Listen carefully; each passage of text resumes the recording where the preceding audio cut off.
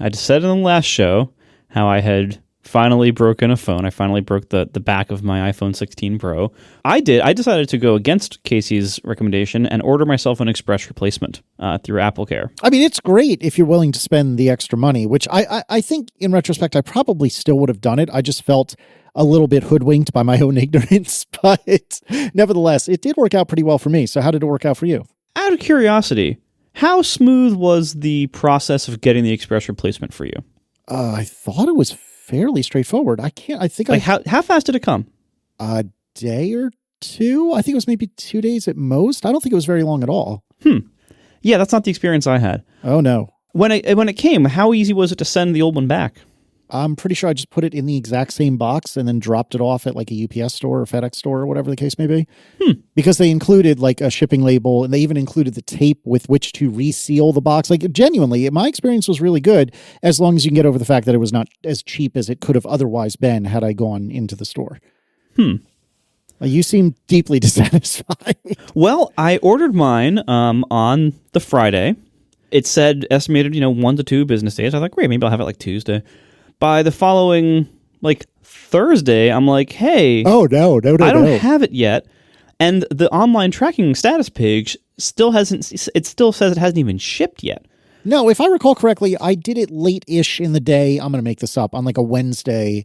And I think midday Thursday it shipped. And I think I got the package, like you said, like 2 business days later, something like that. I don't remember exactly, but it was something along those lines. Yeah, that's how it says it's supposed to go. Yeah. And it that's what it did, roughly. Mine hadn't shipped for a week, and so I messaged support saying, hey, can you give me an update on this? Like, what am I looking at here? And after a lot of chatting, because now Apple support chat is very defended by AI chatbot walls. I mean, they all are, but yeah. I know, but you really have to bust through a lot of AI support bot walls before you can get an actual bot person talking to you. Anyway, after a week they hadn't sent it.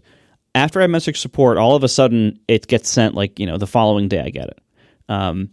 So I get it. And at this point, it still says it hasn't even been shipped on the status page, but a box shows up with an item. I'm like, okay, great. And you're right, it had a little piece of tape to send the phone back. It did not, however, have a return shipping label. Now, I've done trade-ins before with Apple, and I know the trick of you peel off the top label and below it is the return label. And that was not the case here. It was like a single layer sticker label. There was nothing below it. There was no return label. So I'm like, all right, go back to Apple support. The chat is useless and won't get me anywhere. I finally call them, sitting on hold, 40 minutes. After all that time, they finally well, I don't know what happened, but here, we'll dispatch you a new one, and you should get it by email within the hour. Okay, bye. Never shows up by email.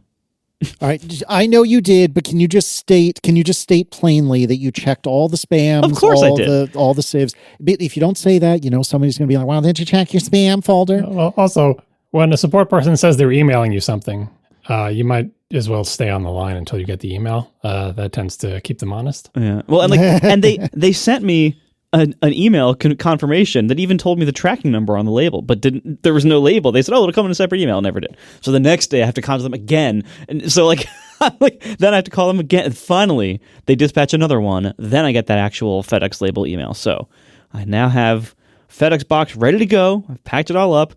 And then about an hour ago, I get an email saying my replacement has shipped. What? Nice. Free phone. So I'm like, I don't know what's going on. Needless to say, Express replacement was not Express, and I've now had to spend probably over 2 hours of total time dealing with it. And it's this is not at all a convenience. Meanwhile, when I went to the Apple store to pick up my new iPhone, I did some logistics there, and the people in the store are awesome. I've never had a bad staff experience at the Apple store. Even when I do what I think is a little bit ridiculous, like trading in 3 phones for 1, they handle it with grace. The people in the stores are awesome. And dealing with the mailing part of this has been horrendous. So I'm like, okay, I'll just go to the store next time. So I recommend everyone go to the store. I mean, I will say that my experience was vanilla in the best possible way. It shipped the following day after I made the request. It arrived a couple days later. I shipped mine back. Sis boom ba, everything was fine. And yeah, again, I was hoodwinked by my own ignorance because I didn't realize it was considerably more expensive than going into the store. And so because of that, I probably would have just gone to the store. That being said, I would generally recommend it. I think you had a uniquely crummy experience, and I know everyone is firing off emails about how no, Marco's experience was not unique because this happened to me and blah blah blah. I mean, whatever. But in my personal experience, if you're willing to spend the extra money, I think it was convenient and did work well, as long as you don't win the lottery, the nasty lottery that Marco seems to have won. And we'll see how this ends. Like, because once I mail this phone back, are they going to know that they have it? Are they going to charge me $1,000? I have no idea. Or is another phone on its way to you? Right, exactly. Who knows? Well, the email, it said like old serial number, so and so, new serial number, and it was blank. And I'm like, okay. So something has gone badly. This seems fraught. Anyway, the good news is,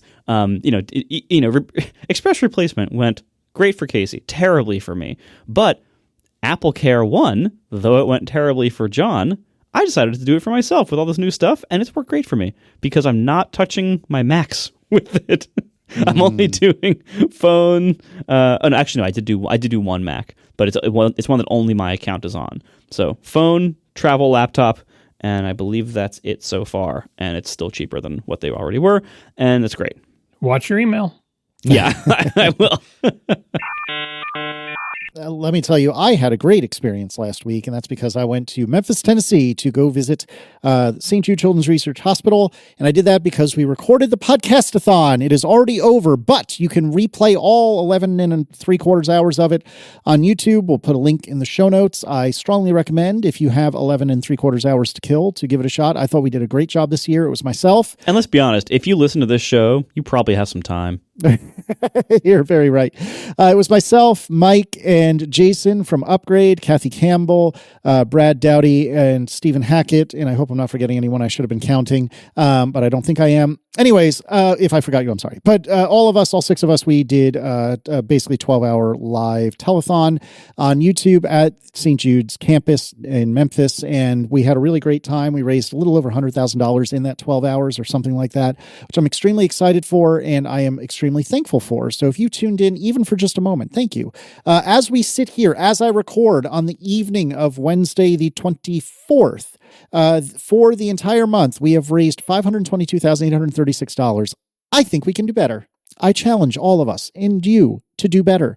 I think we absolutely can. And so how do you help us raise more money? You go to stjude.org/ATP, stjude.org/ATP, and you throw a few bucks our way. We've talked about the Marco offset. I'm not going to belabor it because at this point you should have already paid it, but if you bought a bunch of new technology over the last week or two and are feeling a little guilty about your rampant consumerism, you can offset that rampant consumerism by going to themarcooffset.com and calculate how much we recommend that you donate to offset your rampant consumerism.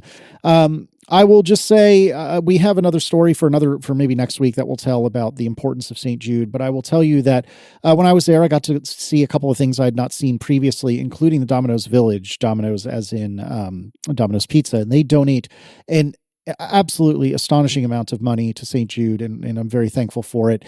And they have sponsored or fundraised or done something to get the Domino's Village named after them. So what is a Domino's Village?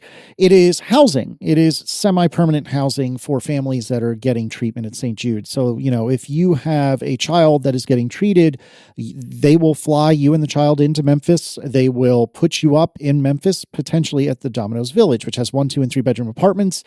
We got to tour it, and it is incredible. And the thought that they put into this place is phenomenal. And I've been beating this drum for a while, and I have a blog post that I haven't posted yet that talks about this as well. But one of the things that's so incredible about St. Jude is how much they really give a crap from top to bottom inside and out. And an example of this is at the Domino's Village. This is where, you and your family and potentially your sick child's siblings, if necessary, can all stay and live in Memphis for however long it takes to get this life-saving treatment for the ill child.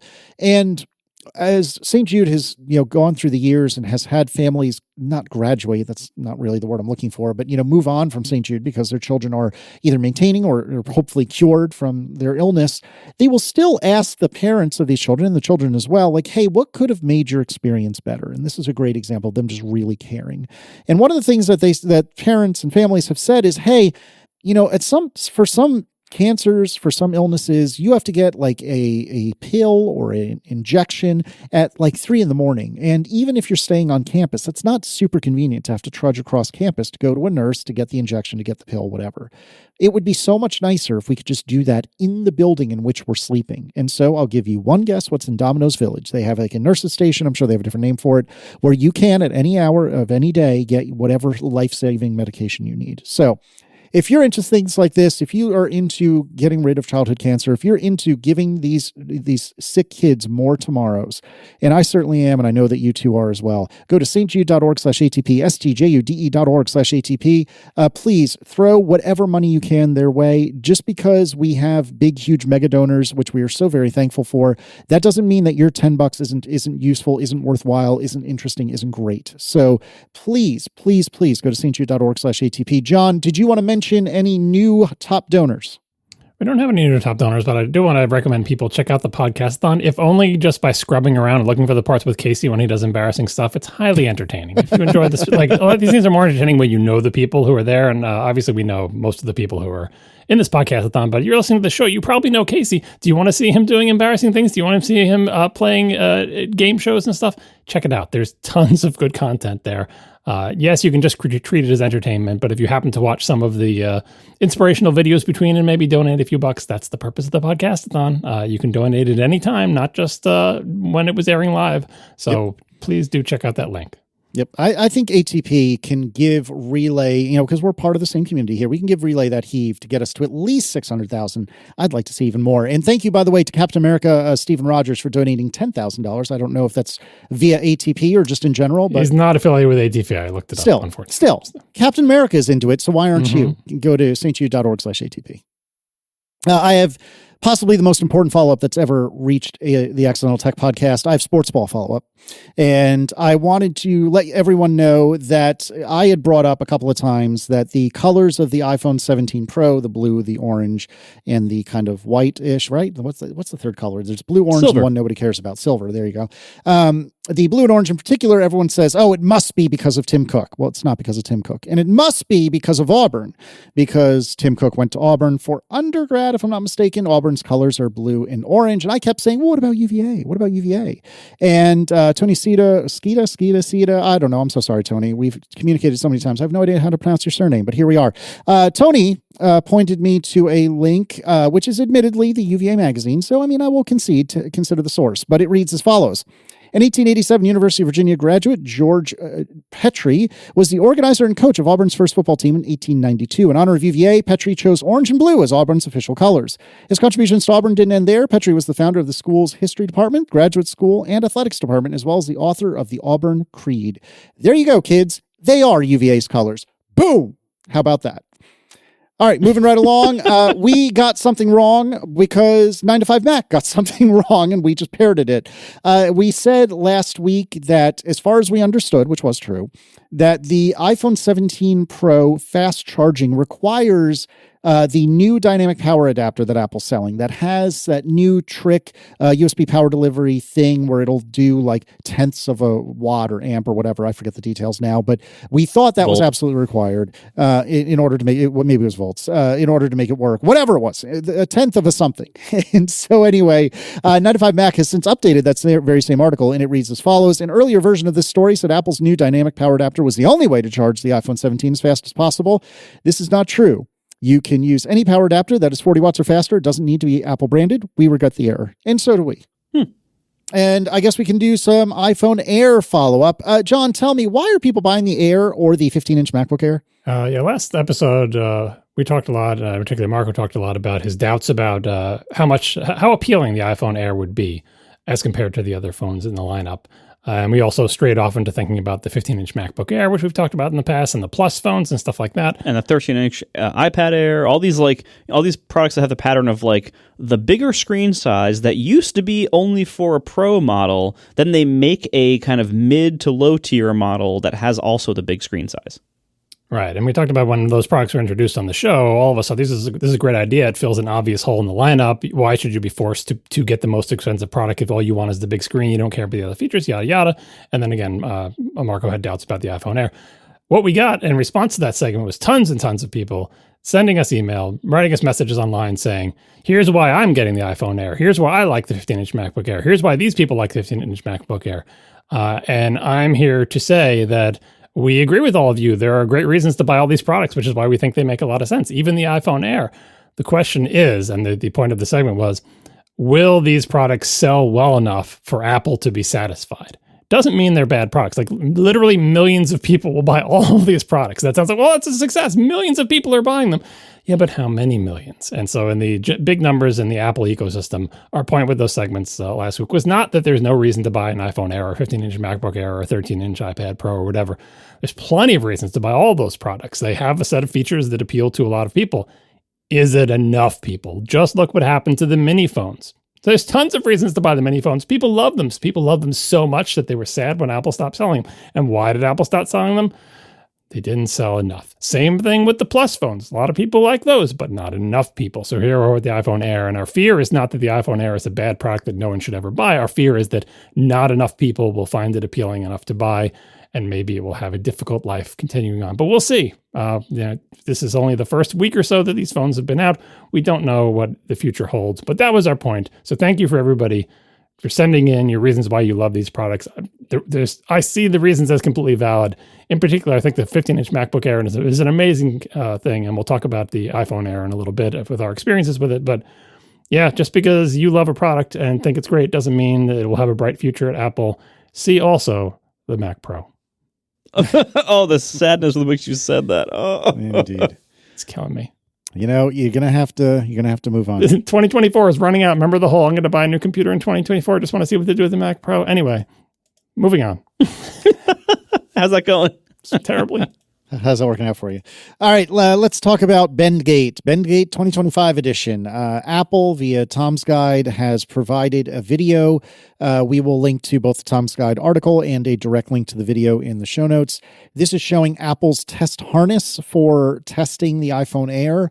And holy cow, this thing becomes concave, convex. I can never tell them apart. Doesn't matter. It becomes a arc and springs right back to where it started. It is very, very impressive. This is something all the press got to see, apparently, or much of the press got to see at the phone introduction event. Apple essentially took the press back into a room and said, here's our bend test robot. And it's like this rig. You can see it in the movie. It's like a rig with these two little pressure points that press on the back of the phone while it's suspended from its ends, and the phone bends. And they showed it applying 130 pounds of pressure and then releasing that pressure and having the phone spring back to be entirely flat. I think they must have done something where they took the phone off the bend ring and said, see, look, put it on the table. It's totally flat. It's not, doesn't retain any of the bend. That was the other impressive thing that Apple did to try to convince the press that this thing does not bend. But I think the real convincer said, well, we got to wait till the YouTube people get hold of this. The real convincer, I think, was Jerry Rig Everything, which I believe is the premier destroyer of Apple things on YouTube. At least he's the one I'm the most aware of. On his channel, he's going to break everything, okay? But what he did as part of all the various tests for the iPhone Air was he did the typical test where you put it in your hands and you try to bend it. And unlike the press people who were caught by surprise and had a phone thrown at them by Jaws and said, here, try to bend this. Jerry Rig is an expert phone bender. This is what he does. On his channel, he takes phones and bends them until they break. It's a thing. He's a big, strong man who literally bends phones for a living. Okay?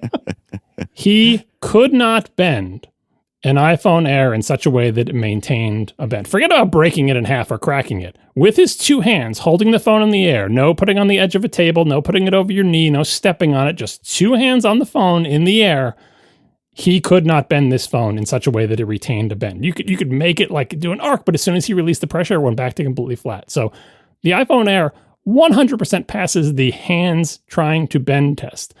And like Marco said last time, surely Apple knew this, which is why they could throw this phone to people and say, here, try to bend it. So the throwing was the dangerous part because it does break if you drop it. But anyway, the glass cracks. If he can't bend this thing, there's no way people caught by surprise we're going to bend this just by bending it in the air. So amazing. The iPhone Air, do not worry about bendability if you're trying to bend it, which you shouldn't be doing with your hands in the air. Then, of course, Jerry Rig Everything being the channel that destroys Apple hardware, it's time to pull out the machinery. So he got his machine-assisted bend test with like a force meter on it and like a 2-inch like PVC cylinder or something pressing on the middle of the phone with the ends pressed up against something. and it withstood 215 pounds of pressure before it cracked.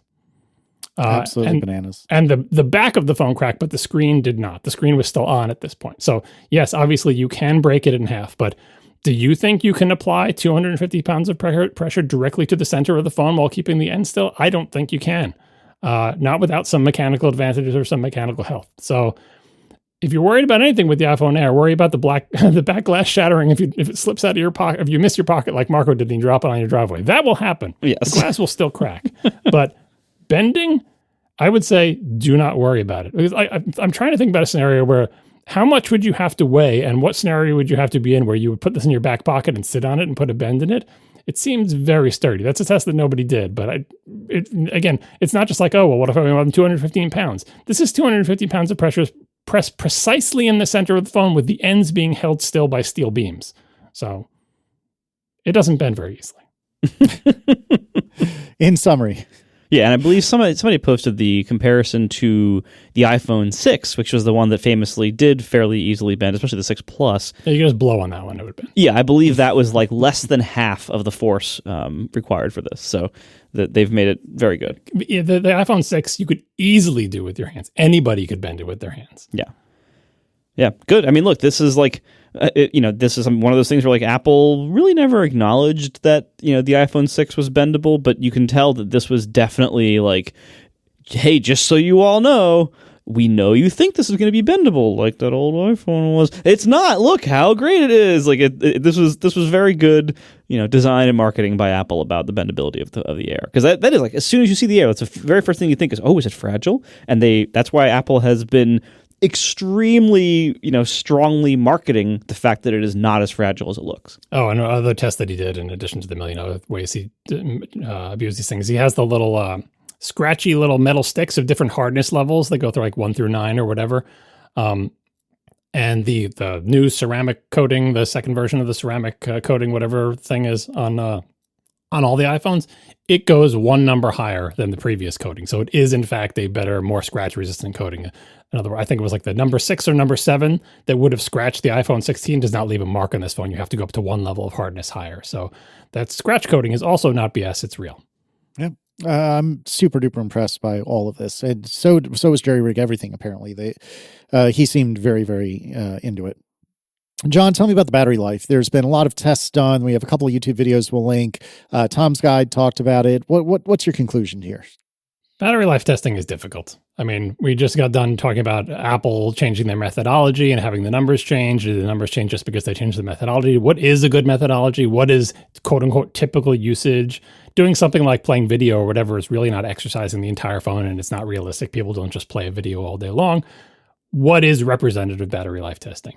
And the difficulty of doing this, I had to do this when I was doing battery testing and like doing laptop reviews for Ars Technica or whatever. I made my own tests, but I don't think my tests were any better or worse than anyone else's. I was just guessing. Everyone's just saying, I think this is what a typical day looks like. Load a web page, copy a file, do this. Like you just try to come up with something that looks like, this is what it would be like if I was using it. Do I throw compiling software in there? Like, how do you make representative usage? And so if you look at all the different reviews that are online that tested the battery life of the iPhone Air, trying to answer the question everyone wants to know, hey, how bad is the battery life on the iPhone Air? Because it's got a smaller battery than the other phones. Widely varying results. I've picked 3 sets of results here to try to give you some ranges, but I don't even know if these are representative. I saw numbers that were all over the place, and it's mostly down to, I think, the different tests that these people run. What do they think? What is in their test? What are they doing in their test? Are they playing a 3D game the entire time? Are they playing a 3D game half the time? Are they loading web pages? Are they playing audio? Are they playing video? What is the mixture of activities? So anyway, let's start with Mr. Who's the Boss, which is a fairly big YouTuber who seems to know what he's doing. On his test in the iPhone Air, the battery life was for the iPhone Air was 30% less than the 17. 25% less than the 16, 32% less than the 17 Pro, and 43% less than the Pro Max. One thing all the tests have in common is that the iPhone Air has the lowest battery life of the new iPhones that were introduced. Makes sense. It's got the smallest battery. It's got the A19 Pro. These, I think, are the worst results I saw. So, like, how much worse is this than the plain iPhone 17? 30% less is pretty significant. Although, like, if you look at the phone, I think you would assume it would have like half the battery life. Like even in these the worst case scenario here is actually not that bad compared to like what you would expect by looking at and picking up the phone. Yeah, but that's what people are trying to say. Like, how big a factor is it? All right. So the next one is from the tech chap. In his test, he got only 3% less than the iPhone 17, 11% less than the Pro, and 15% less than the Pro Max. And in fact, also in his testing, the iPhone 17 Pro lasted 1% longer than the 16 Pro Max. Just emphasizing how good the battery life is on the 17 Pro. Coming close to matching the Pro Max from the previous generation is pretty good. But anyway, 3% less than the 17, that's just basically like a wash, like that the Air basically has the same battery life as the 17. And a few testers came up with numbers that were similar to that. And the 17, by the way, he didn't test against 16, but the 17 has better battery life than the 16. So that in that case, these people were saying, hey, the Air has better battery life than the plain iPhone 16. Again, Mr. Who's the Boss didn't find that, but some people did. And then Tom's Guide had the Air at 6% less than the 17 and 33% less than the 17 Pro Max. So it's kind of all over the map, but it seems like if you get an iPhone Air, it's conceivable that it could have for your usage, if you have light usage, the same battery life as if you got a plain 17. On the other hand, if you're doing whatever the heck Mr. Who's the Boss was doing, you're going to have maybe 20 or 30% less. I wish we could nail it down more than this to tell you, well, how much worse is the battery, but it seems really variable, which makes sense for current SoCs because they're so good at power management that they're going to shut off or clock down the parts that they aren't using, and certain parts can use a lot of energy all of a sudden, right? And so it depends on if you're like tickling those parts and getting them to burn up energy versus not doing it. So your mileage may vary, but I would say, it does have a smaller battery than the other phones. It does have an A19 Pro with one GPU disabled. But it seems like, especially when you get it new, I think it will be fine for everybody. After 3 years, maybe it will be a little bit weak. But considering how battery life has gone up over the years on the iPhone compared to like an iPhone 12 or something, I think the Air will be fine. The difficult thing for the Air is that its sibling phones are so good, right? The Pro and Pro Max have ridiculously good battery life. 17, whatever, it's fine. But anyway, that's the choice you have. Do you want the skinny iPhone Air? Do you don't worry about it bending. If you can handle the battery and the single camera, this could be the phone for you. Tell me about the speaker then, please. This is Steve Troughton-Smith chiming in to say that the iPhone Air speaker is so much louder than his 12 Pro Max speaker that he had to double check his EU volume limit settings. It must be double the volume of his 12 Pro Max at its loudest, he said. Now, comparing it to a 12, again, that's not, Apple's. That's a pretty old phone, but apparently the Air, even though it's just got that one speaker, it's still pretty loud. In one of the Max Tech videos that we're going to bring up, Max Tech, or what's this guy's name? I always forget his actual name. Is it not Max? No, there's Vadim and the other Vadim. guy. I think Vadim. Anyways, he was saying that he really, really finds it important, the quality of the speakers in the iPhone, which to me, that is like very low on the list of things that I consider. But I guess to Vadim, it was very important. He was saying that the iPhone Air speaker, not speakers, is freaking terrible and like tinny as anything, which is exactly what you would expect for the record. I have some thoughts on that will come up later. Oh, all right. Excellent. So anyway, speaking of Max Tech did some heat-related testing, and it sure seems like the the not thermocouple, the vapor chamber, whatever it's called, that seems to be doing some stuff. Yeah, so he's got like a heat sensing camera that shows hotter areas as white and cooler areas as blue or black, with like shades of red and orange in between. And one of the tests, you can see they turned over an Air and a Pro to the backside of the phone. And boy, you can see where the SoC is in the Air because it's glowing white. When you look at the Pro, which has the same SoC that's even hotter actually because it's got all the GPU cores enabled, instead of there being a bright glowing white spot surrounded by orange and red, the whole back of the phone is like yellow. That's the vapor chamber at work. That's the aluminum at work. It's taking that heat from the SoC and it's spreading it over a much, much bigger area. Like in this picture, like the bottom of the iPhone Air is still like a cool, like reddish purple color.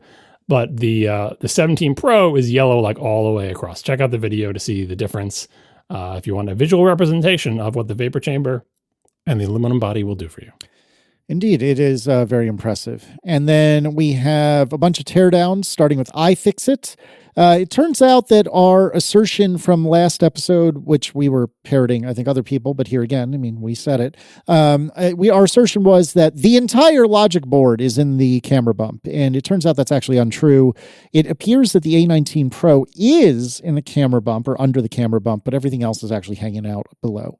Yep, it's like a T-shaped logic board. So the A19 Pro is in the camera bump, but the whole rest of the logic board is below it. And speaking of the iPhone Air, iFixit also tore down the iPhone Air MagSafe battery pack. And inside that battery pack is the exact same battery as in the iPhone Air. Like literally the exact, like you can swap it into an iPhone Air. That's a nice touch. When you open it up, you're like what? They did, they swapped it in. There's like, why is the battery shaped like this? Because it's not like rectangular, it's shaped to fit into the iPhone Air with all the little, bends and curves on it and stuff like that. It's literally the exact same battery. So if you get that battery pack, no, you're not doubling your battery life because you're losing like 35% of it to heat loss because it's, the inductive coil or whatever, but it is literally the exact same battery, which is interesting. Yep. Let's see, what else do they have? The weight, the mass distribution, they have a pie chart of what is taking up all the weight in the iPhone Air. I love this. This is such a dorky thing, and I am so here for it. The battery, of course, is 27.5%. The enclosure, 19-ish%. Back glass, another 19 or so. Display, 18%. And then basically everything else. I'm shocked by the huge pie wedge taken up by the back glass. I'm not. Like the enclosure and the back glass are basically the same. Like the entire enclosure, the entire the titanium frame and everything. The titanium frame weighs as much as the back glass. Mm-hmm. Yeah, glass is heavy. Yep. And the enclosure and the back glass combined are more than the battery, but not by too much. And the display, that makes sense. That's a lot. But yeah, check out that distribution. Spending a lot of weight on that back glass, and that's a thing that can break too, and it doesn't conduct heat well. Like I do wonder how much. Well, I don't know. Maybe the back glass contributes to the non-bendability of it because it has like high tensile strength or whatever. Like when you're bending it, you're trying to essentially stretch out the glass. I don't know. I don't know if the glass is if they couldn't have replaced the glass with some other material that might have been lighter, but they're spending a lot of weight on it. All right, John, tell me about the iPhone Air thickness and camera bumps, please. This Reddit post is just for Marco. It shows the outline of some recent phones showing how the camera bump has gotten bigger while the phones have gotten thinner, kind of. I thought the most interesting thing was to see the iPhone 6, which you all remember is that bendy but also very, very thin phone. The iPhone 6 was significantly thicker than the iPhone Air. Not counting the camera bump, obviously. But if you look at the iPhone 6, the iPhone 6's thickness, excluding its tiny camera bump, the iPhone 6's thickness extends into the iPhone Air's camera bump. So like maybe a quarter of the iPhone Air's camera bump, you can spend that quarter and still be the same thickness as the iPhone 6. And obviously the 17 Pro's camera bump is huge. But I just thought this was a fun graphic that somebody did with line art that I'm assuming is accurate. We'll put a link in the show notes that shows the iPhone 5, 6, Air, and 17 Pro all in silhouette. Ian asks, what do you think is more likely to happen first with super thin phones? No port or port in the camera plateau? That would be so gross, but I'm picking up what Ian is putting down. I think they would go no port, but I don't feel super strongly about that. The problem with the port in the camera plateau is, the charging port coming from the top instead of the bottom. We assume that the camera plateau will always be at the top, but it would be weird at the bottom. But yeah, I think it would really invalidate a lot of sort of dock type things, but maybe Apple doesn't care about that.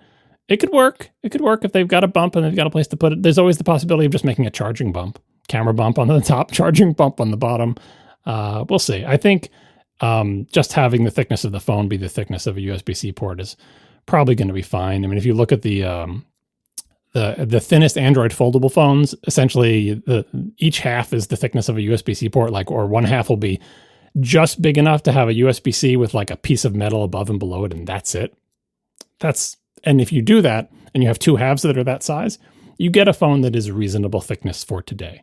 If that reasonable thickness for today becomes unreasonable in 10 years, then yeah, it's either no ports or it's a charging bump. I'm not sure they would put it in the camera bump, but we'll see. I mean, I think to be so thin that you couldn't fit a USB-C port, I think like looking at the Air, you'd probably have at least another 0.5 millimeter you could shave off the thickness and still fit the port just fine. And like if you hold an iPhone Air, which I'll get to later, if you hold an iPhone Air, you almost feel like it's probably not necessary to get any thinner than this, really, or at least to get much thinner than this, because you start to run into like actual ergonomic challenges holding a phone like that or using a phone like that. It's actually not that desirable to get thinner. That's why I was talking about folding phones, because what if that's just half the thickness, right? When you unfold it, I guess you could do a thing. This would be fun.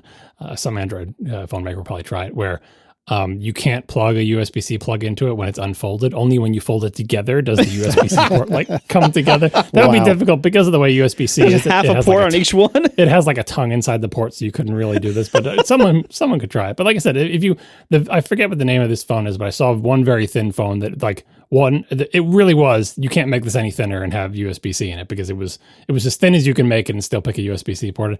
And two of those together is still reasonable thickness, but I get what you're saying. Like, this is what I said when we were talking about the on my blog post about the thin iMac. There is kind of like an uncomfortable valley between barely thick enough to hold the USB-C port, which, as you said, may be weird in terms of, oh, this feels too thin. Then there's sort of like this no good area as you get thinner. But then you cross a threshold and you get to the sort of credit card thickness, which is not particularly ergonomic to hold, perhaps. But it starts to become like unbreakable, because if you drop a credit card, it flutters to the ground and lands softly and is not going to break when it hits the ground. And that would be an advantage for the phone. On the other hand, who wants to hold something as skinny as a credit card in your hand? It would be like, even if you round over the edges, it would be weird. Anyway, well, we've got a long way to go before we get there. The speaker would really suck. Yeah, we've got a long way to go before we get there. I'd love for someone to get a credit card thick phone and put a pop socket on the back. That would be great. We are sponsored this episode by SKIMS. SKIMS is now making underwear for men. Now, this is really nice, because this has been a company they've been making women's clothes for a while. They're very well regarded, and they got into men's stuff recently, and they're doing this awesome men's underwear, plus a few other things too, but today I'm talking about the underwear. So whether you're wearing like boxer briefs or regular briefs, they have you covered. I tried out the stretch 5-inch boxer brief and the cotton 5-inch boxer brief, and what's great about this, as soon as I put it on, I literally said to nobody, I was like, ooh, because it feels really good. The fabric is really nice. It's smooth, it's soft. The stretch one and the cotton one, both, I'm very impressed by both. And honestly, I don't even have a favorite between them. I like them both. They're very like, you can tell it's high quality fabric, and they hit right at the thigh and they stay there. They don't move around. They don't bag out. They don't bunch up. They don't, get up your stuff in an uncomfortable way. It's a perfect fit. It's a perfect fabric. And honestly, it just makes me feel good. It's also, because it's so sleek and, against your body, I think personally it's flattering, even though I'm not like the skinniest guy in the world, but like I still feel good wearing it. And clothes just go over it easier. Like when you're putting your pants on top of your underwear, like, it just slides around. You don't feel like you're bunching up against this other thick layer because they're thin. So it's honestly a really nice overall experience. Great product. Check it out. Shop SKIMS Men's at skims.com. Let them know we sent you. Here's how you do that. So there's no special URL. Go to skims.com, place your order normally, but after you order, they will pop up a survey saying where you hear about us. Select podcast and select ATP in the dropdown. So skims.com, place your order. Afterwards in the survey, tell them you heard about them from a podcast and pick ATP from the dropdown. Skims.com, once again, thank you so much to Skims for sponsoring our show. All right, let's talk iPhone 17 Pro, and let's start with Teardown's REWA's Technologies. Teardown, REWA Technology. They commented many times about how there's a lot of screws in this phone, and that they were saying this in a complimentary way because that means there's a lot less adhesive. Yeah, that's part of the advantage of making the thing out of a block of aluminum and machining it. If you look at in the video, they show the sort of the chassis of the 17 Pro versus the chassis of the 16 Pro. And obviously the 17 Pro, because of the giant camera plateau, that's all aluminum. And there are tons of places to put screws that are machined into the aluminum. On the 16 Pro, there's nothing there, because the 16 Pro basically has like the wraparound, kind of the shell around the outside, but the front and back are separate pieces that come off. So they took advantage on the Pro of the fact that, hey, that entire camera bump, That's solid aluminum. We can put whatever they call it, the little screw holes, all over that thing. And so many more components are screwed in on the 17 Pro than they were on the 16, simply because it's easy to find places to screw them in. Yeah, it's much easier to service, and that's much better for longevity. Yeah, there's a lot of stuff in there, though. You check out this video if you want to see what's inside these phones. There's so many things. There's so many tiny little things, so many delicate tiny things. Be very careful. And also their teardown was showing, so the logic board in this, again, the logic board is horizontal, just like it is in the Air. It's near the top, but it has almost nothing in the bump area. There's so much camera crap and other things up there that, obviously the front-facing camera, I think that one of the speaker or some other component is up there, but the logic board in the 17 Pro is almost entirely below the bump, with only a little tiny part of it sticking up into the bump area. Tell me about accessibility from the front versus the back, please. Yeah, the REWA tech people basically just said, just treat this phone as only being accessible from the back, or from the front rather. You can get in through the back. Like there's a big cutout in the aluminum. There's a big, there's a way in, but there's like a black sheet of something or other on there, and I'm assuming you'd have to like peel that out and unglue it. They basically consider this a phone that is only accessible from the front, which is a disadvantage of this unibody design, but there's trade-offs. And then they also took a look at the vapor chamber as well. If you want to see what that looks like inside there, it's pretty cool. We'll put a link in the show notes to a video that explains what vapor chambers are, how they work, and how they're built. And they can show one of the factories making them. And it looks exactly like the one that you see in the iPhone and in tons of other Android phones before this. It's a pretty cool video if you're curious about how they work. But basically, there's just water in there, and it evaporates from the heat, and then condenses and gets wicked back up to begin the journey again. It's like a little miniature water cycle inside your phone. It's kind of awesome. Like I watched that video. I really enjoyed it. Yeah. They're so delicate. I love watching people tear them down, and they're just like, because you can destroy them by essentially just squishing them or piercing them in any way. Like they're very thin. That's the whole magic of them. They're very, very thin and very, very delicate, and they have to pull a vacuum inside them. So as soon as it's pierced in any way, it becomes entirely useless. And it's just amazing they can make something that precisely and that small that can maintain a vacuum. It's one of the things I talk about in the video. How do you pull a vacuum? How do you pull the air out of something that thin without having it collapse on itself? Without having it just, it's like, if you put a bag on your mouth and breathe in, the bag just collapses on itself and the two walls of the bag just touch each other. How do you not do that with something that's this thin? And the answer is tons and tons of tiny little divots that act as little like standoffs, like the little plastic table in your pizza box to keep the box from touching the pizza. It's pretty cool stuff. Yeah. All right, going to Max Text teardown. They talk about the speakers, as we previously mentioned, and they said, they talked about the speakers in the Air, but we're now talking about the Pro, and they said the speakers on the 17 Pro Max are a lot louder than the 16 Pro Max. It's interesting that they have a loudness delta year over year in the Max phones. I think they're making a concerted effort to make them louder. How good they sound, who knows, but making them louder, just got to serve all those people who are on speakerphone walking down the street. Yeah, not good. And then, as we already talked about, the heat is indeed more evenly spread. Yeah, and this is compared to a 16 Pro. So in the 16 Pro, guess where the SoC is? Well, I can see it. There's the big white spot right there. And then the 17 Pro, it's much harder to pinpoint. It's more of an even distribution of heat. All right, let's talk scratches. There's been already a bit of a scratch gate, if you will. There's talk that the iPhone 17 Pro, people that have gone to the store have noticed a lot of scratches, particularly on the Blue Pro and the Black Air. Reading from Bloomberg, the deep blue variants of the iPhone 17 Pro and Pro Max exhibited scuffs after just a few hours of being on display, Bloomberg News found from visits to Apple stores in New York, Hong Kong, Shanghai, and London. The Black Air also showed itself to be prone to scratching, the reporters observed. In addition, Apple's magnetic MagSafe charger can leave a visible circular mark on the back of the iPhone 17 Pro models, Bloomberg found.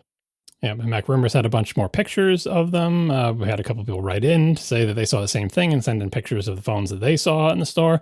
But he just jerry-rig everything, coming in to say, look, he's the expert damager of phones. And in particular, he does scratch them up and everything. And what he says, and I'm inclined to believe him, is that the anodized surface on the aluminum on these phones is tough enough that if you try to scratch it, which he did with his various scratch hardness tools or whatever, you can leave a mark, but that mark just brushes off. Like that white dust, like that all these marks essentially will just brush. He demonstrates it in the video. He scratches it up and he's like, listen, it looks like it's damaged. But then he just takes his finger, goes rub, rub, rub, and it just wipes off. Like he called it dust or something. I don't know if it's dust from the scratching implement or whatever, but supposedly it just rubs off everywhere except the edge of the camera bump. Apple made a very sharp edge of the camera bump. Anybody who has ever painted something, like painted your house, knows that if you have a very sharp corner on where two walls meet and you try to paint it, getting paint to stay there is very difficult. Paint wants to peel off the very sharp corner, which is why they have various things that will let you round over that corner. In the world of anodizing aluminum, there are international standards for how rounded over a surface has to be to keep an anodized finish on it of a given thickness, and Apple has not paid attention to those. They made the corners of the camera bump very sharp, and so the anodization on those corners will come off the phone, will flake off. If you take that thing that you were scratching on the surface of the thing, the left mark, so you could just brush it off and it was fine, take that same exact thing, nick it on the edge of the camera bump, and that will take a piece of that anodization off the phone and it will never come back. You can look at it under a microscope and you can see, this used to be dark blue, but now I can see there's a little divot and there's shiny aluminum. So it will get nicked up around the camera bump if you care about that. The only thing I haven't seen conclusive testing on is the ceramic shield, don't call it glass back panel on the Pro, which also gets scratched up. I'm not sure if that also buffs out, but I went to an Apple store and I saw these phones and they looked like the ones in these pictures, but I saw that before I saw the Jerry Everything video, so I didn't try to buff them out. The other thing is the MagSafe ring. It looks like a coffee ring kind of. I'm assuming that will also rub out if you care about it. You can see this in a lot of cases, like if the phone itself, but also any case you put on your phone. Very often, if you use MagSafe a lot, you will see sort of the imprint indentation or a mark from the MagSafe puck on the back of your phone. That just seems unavoidable if you keep pressing a circular thing to the back of your phone. But this is on the actual aluminum back or the actual glass back, for example, of the iPhone Air.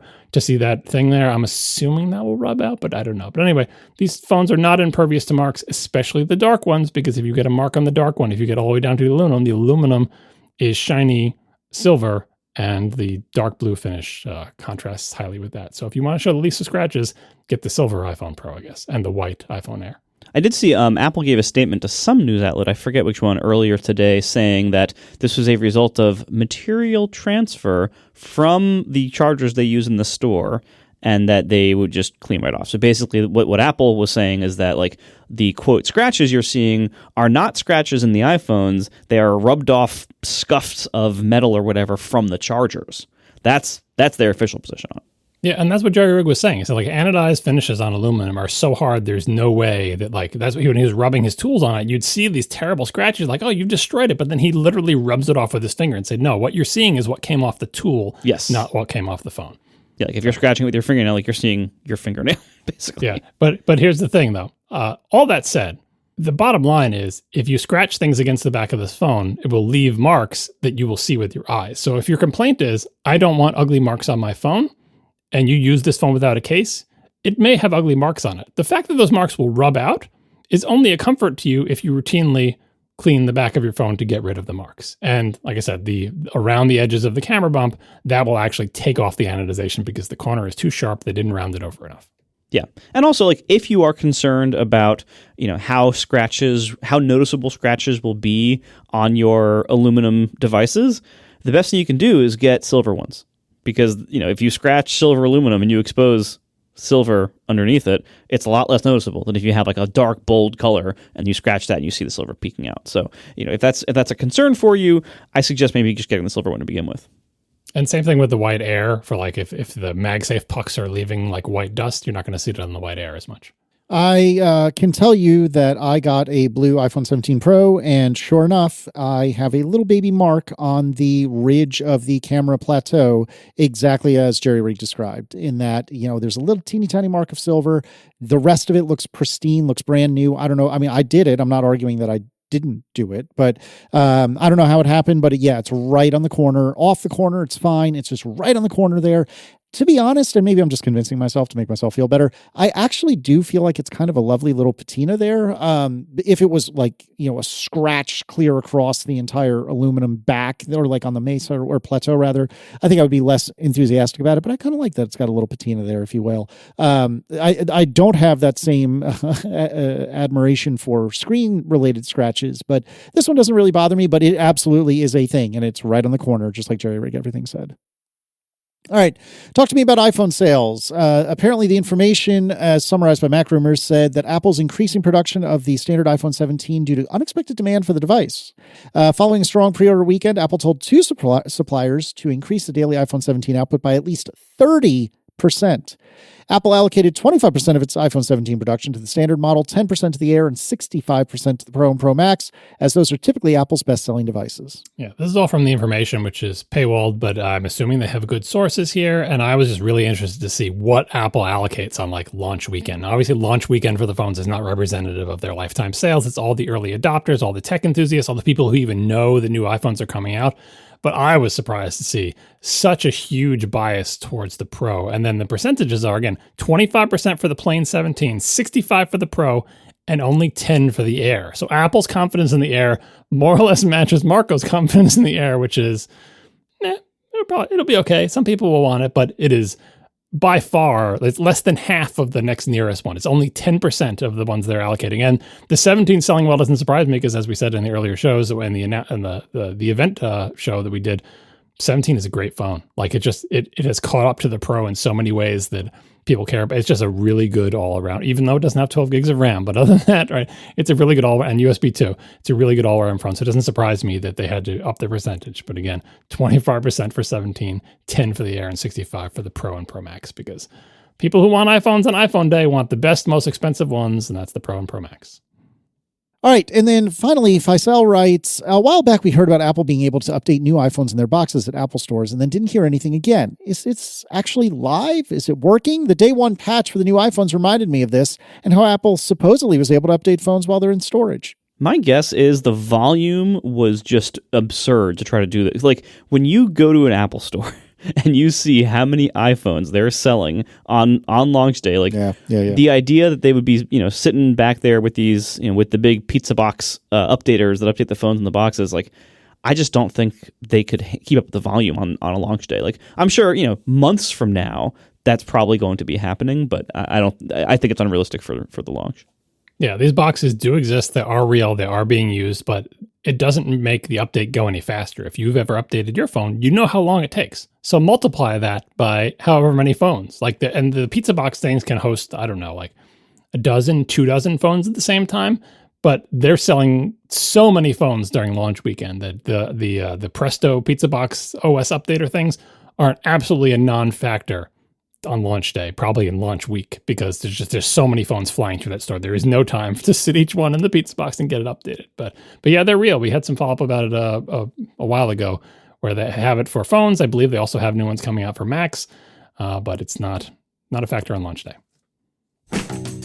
We are sponsored this episode by 1Password. If you're a security or IT professional, you've got a mountain of assets to protect. Devices, identities, and applications. It's a lot, and it can create a mountain of security risks. Fortunately, you can conquer that mountain of security risks with 1Password Extended Access Management.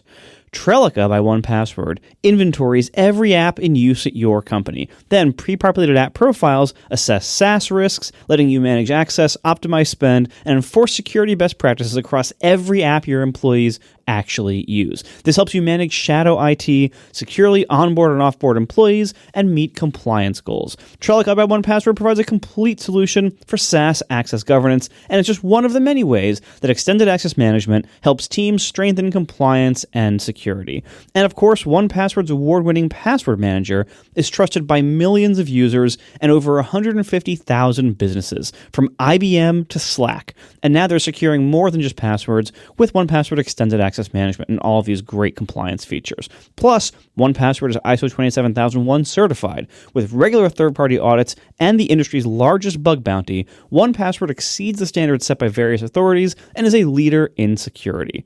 So take the first step to better security for your team by securing credentials and protecting every application, even unmanaged shadow IT. Learn more at 1password.com/ATP. That's 1password.com/ATP, all lowercase. Thank you so much to 1Password for sponsoring our show. So let's start with some actual topics, and let's begin by answering the question we should have answered last week. How do you set up a new iPhone? And a lot of people have asked this, and my personal experience with this was use a cable. Always use a cable. And the reason I did that is because it was like the more modern version of doing an iTunes backup. And the guidance years ago was that if you do an encrypted, and that's the key, an encrypted backup to your computer, which you can still do in Finder now, that will save all your Wi-Fi passwords. It'll save basically as much as possible. And then you can do the restore onto the new phone once it arrives. And so you can back up your phone maybe the morning of delivery, if you will, and then restore the new phone from that backup. And that was the guidance for years. And then they started being able to do the whole thing without involving a computer at all. And for a long time, what I decided to do for the last 2 or 3 years was use a Thunderbolt cable between the two phones. Now, this becomes dodgy because then one phone's trying to charge the other and you need to get power into the source phone or maybe into both phones. And so that's a little squirrely, but you can use MagSafe and get around it. And that's what I did for this phone. But before I get derailed in my tale of woe, what is your guys' approach and what do you recommend? That's what I used to do. Like I used to do the backup to the computer and then with the encryption thing. iCloud Keychain made that a lot less necessary because that used to be to do the computer encrypted backup used to be the only way to transfer keychain entries. So that would be things like your logins and passwords. But once iCloud Keychain launched and became well supported by everything, that now includes your passwords that are stored in Keychain. Now, not all passwords. Apps can set basically like their storage class for if you have a password stored in an app in Keychain, you can say like this should persist between boots. This should be only after unlock, and you can say this should basically be included in backups or not. And many apps don't. Slack. I'm looking directly at you. Slack is the worst. Any app that you have to log in every time you change your iPhone, that's a choice those apps make. They can choose to not suck, and they don't. Let me brief sidebar on Slack. Slack, yeah, okay, so it doesn't store your password stuff. The worst thing about Slack, it doesn't even store all the Slacks that you're in and the order they are in the sidebar. Now, granted, I'm in a lot of Slacks. You don't have to store the password. Just at least keep my Slacks. Make me log into every single one of them. Don't make me remember what they all were. Mm-hmm. Yeah. Every social network app, every, the banks, like everything. Anyway, so all that said, I just use iCloud now. And the reason why is because I have had the phone to phone, like the like direct transfer thing, I've had that thing fail a lot, Casey. I've had that fail frequently. It just failed for us this weekend when I did Tiff's phone because we did hers that way. It failed. I always do mine with the option of I have the phone paired to set it up with the other phone, but then when it asks you do you want to do iCloud or direct transfer, I pick iCloud now because it works a lot better for me in practice. That being said, there are some things that never transfer. I've never once had it properly pass the Apple Watch to the new phone, ever. Is it even supposed to do that? Yes. It says I've never seen that at work either. Yeah, it even says it's going to do it for you. And I've heard of other people, the HDMI CEC unicorns. There's somebody out there is having this work for them. I've never seen it work. It worked for me. Oh, there you go. It worked for me. That was about the only thing that worked for me. I don't have a watch. My wife does. It's literally never worked for her. Yeah, exactly. In the same way, I've never seen a watch transfer a cellular plan to another watch either. That also. Oh never. God, that's asking a lot. Yeah, exactly. but it works for Casey, so I didn't even know it was supposed to work. Honestly, I just always assume it won't be paired, and sure enough, it isn't. Yeah, they added that I think 3 or 4 years ago, and it's never worked for me, not even once. That being said, also before we get to your tale of woe, because I don't have any woe, mine worked fine, for the most part. However, since I forget which iPhone it was, it's been a while now. Apple started a while back trying to, I think, maybe boost their initial battery perceptions of the iPhone by this annoying behavior that whenever a new iPhone has not been set up and migrated all your stuff over to it yet, the screen turns off after effectively 3 seconds. Mm-hmm. Yeah. And so there's a lot of steps in the process where you have to all right, hit a thing, and then you see a spinner for a while something activates against some server somewhere. And the phone just keeps turning off the screen. And then you, wake it up again to see where, because you have to check to see, is it waiting for me for the next step? So you have to keep waking up the phone, and this is before any stage where you can actually go in and change the sleep setting, because you don't have access to settings yet. The process is so user hostile and tedious because you have to keep waking up the stupid phone because the screen keeps going to sleep after 2 seconds. Yeah, you basically have to babysit it, and because like I only set up phones like once a year. Either I'm setting up my wife's phone or I'm setting up mine. There's just no way to remember all the steps, and they change from year to year anyway. To answer the question, can I leave now and come back and it will be done? Yeah, because there is a step that takes like hours in the middle, right. But you can't leave. You have to. It's going to ask you something else later. It's going to say, okay, now what about this? Okay, now what about this? Okay, now 45 minutes. Now what about this? Okay, 30 minutes. Now what about this? And you're like, you can never leave. You just have to constantly be checking. How's it doing? How's it doing? How's it doing? It is way too. I understand there's a lot of steps in the process, but they really need to have some kind of messaging that says, now you can go away and come. And when you come back, it will either still be going or it will be done. We require nothing else of you. But I don't even know if there is that step because there are just so many phases. And my advice to answer the question, how should we set up the phone? As you can see, people have varying experiences. Some people have lots of success with one way, less success with another. I started to have less success with the iTunes backup / Finder backup way. So I switched to the device to device transfer, but wireless. And the reason I was doing it wireless was because I was transferring mostly from phones that had USB 2 speed connections to phones that don't. And USB 2 speeds are slower than Wi-Fi. So I was doing the wireless device to device transfer. That is still sort of my go-to default. I would say to characterize them, the iCloud one is probably the one that has the highest success rate, but I think it is also has the lowest fidelity in terms of what it will copy.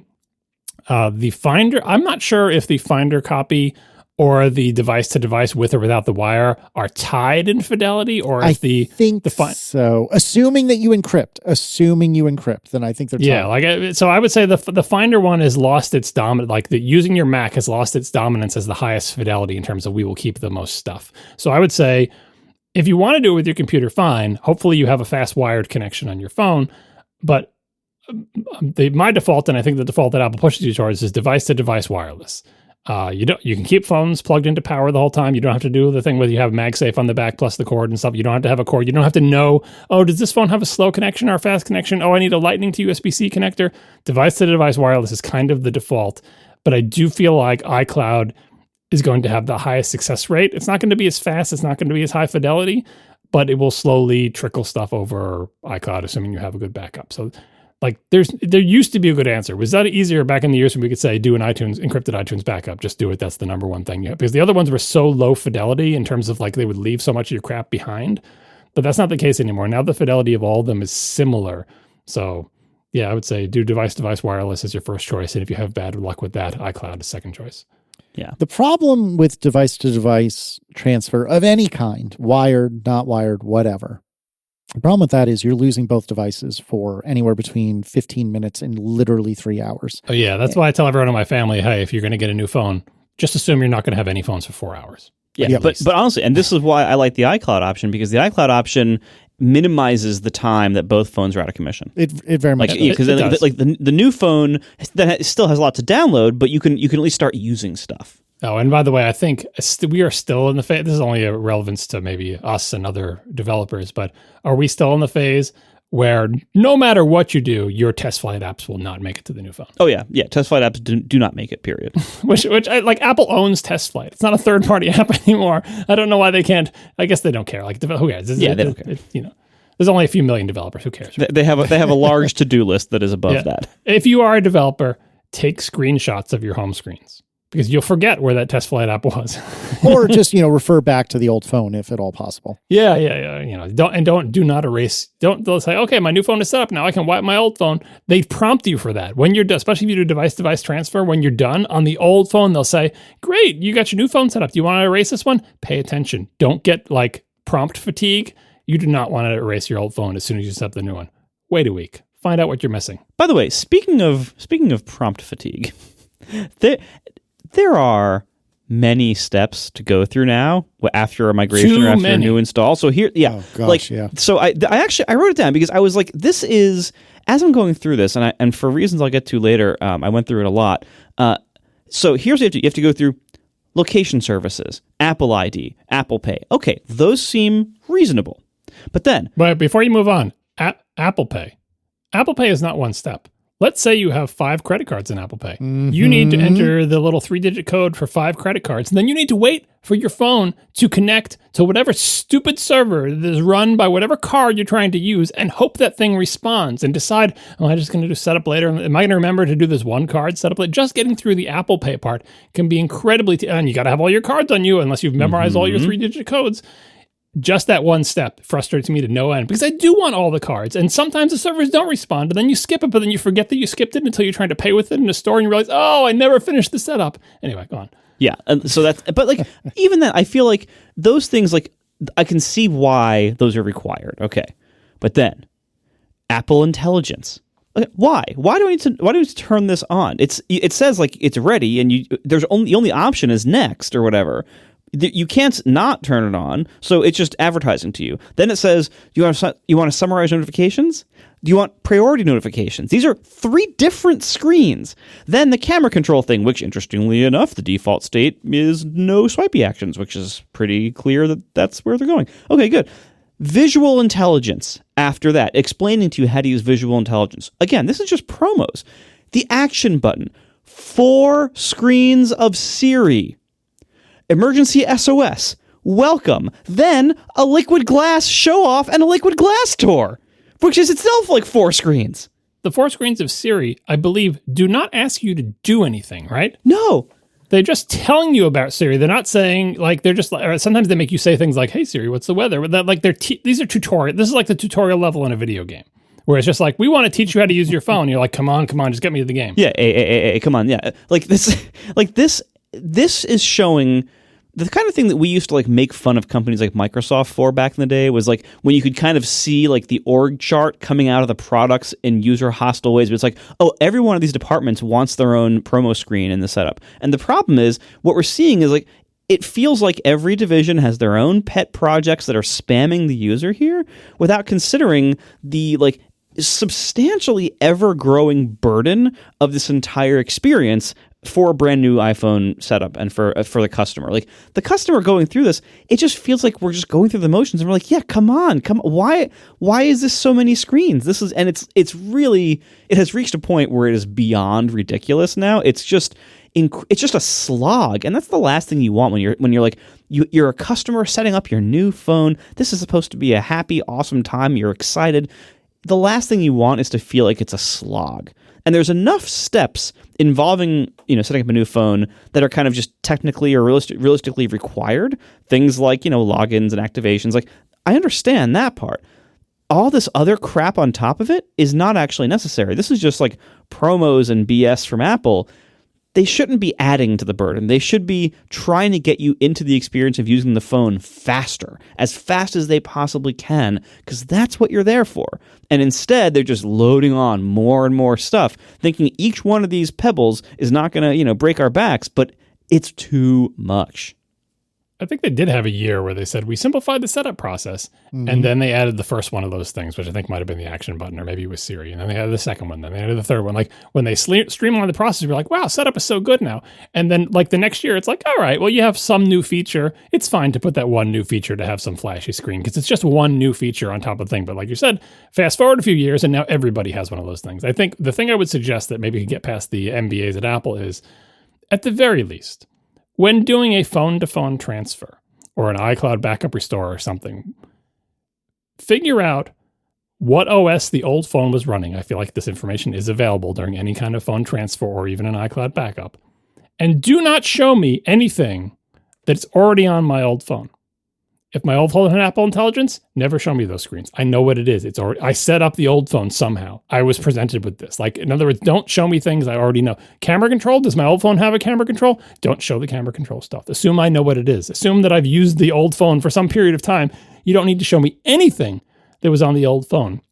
And that would save so much time because so many people are setting up a new phone to replace an old iPhone. Now, if you're replacing an iPhone 10 or something with an iPhone 17, by all means, show me visual intelligence, show me, because you don't know about these features. You never had them on your phone. Like, the tutorial levels serve a purpose. You're not going to get them to stop them. But I would say A, streamline them, and B, do not show things that were already on the old phone, because that just doesn't make any sense. Yeah, they need another one of those big the big flushes like they did. Like, you got to flush this toilet again. It's full.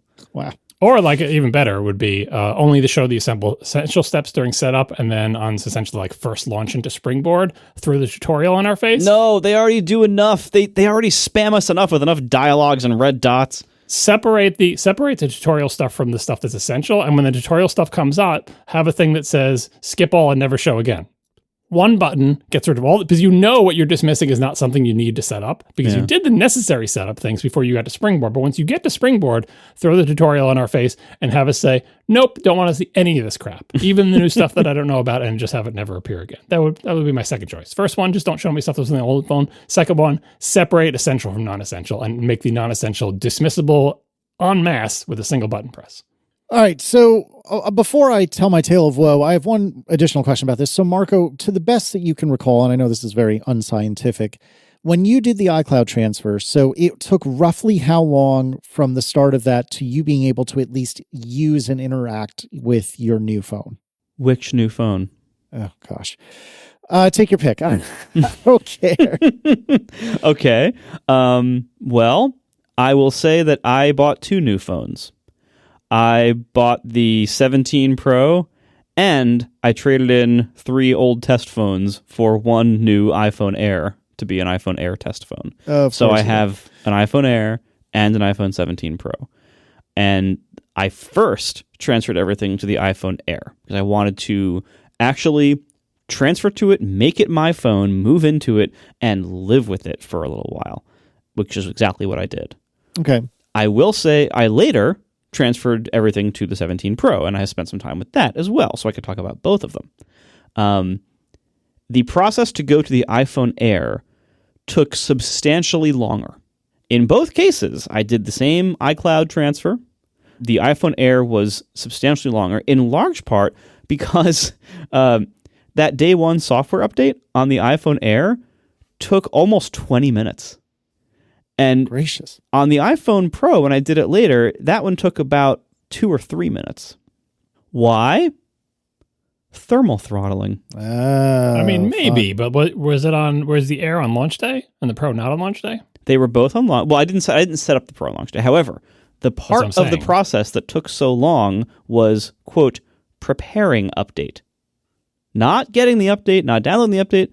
It's preparing update. Now, my understanding, I think, the preparing update step of an Apple software update, I think that's basically like decompressing it or whatever. Like I think it's like a local operation on the phone, I think.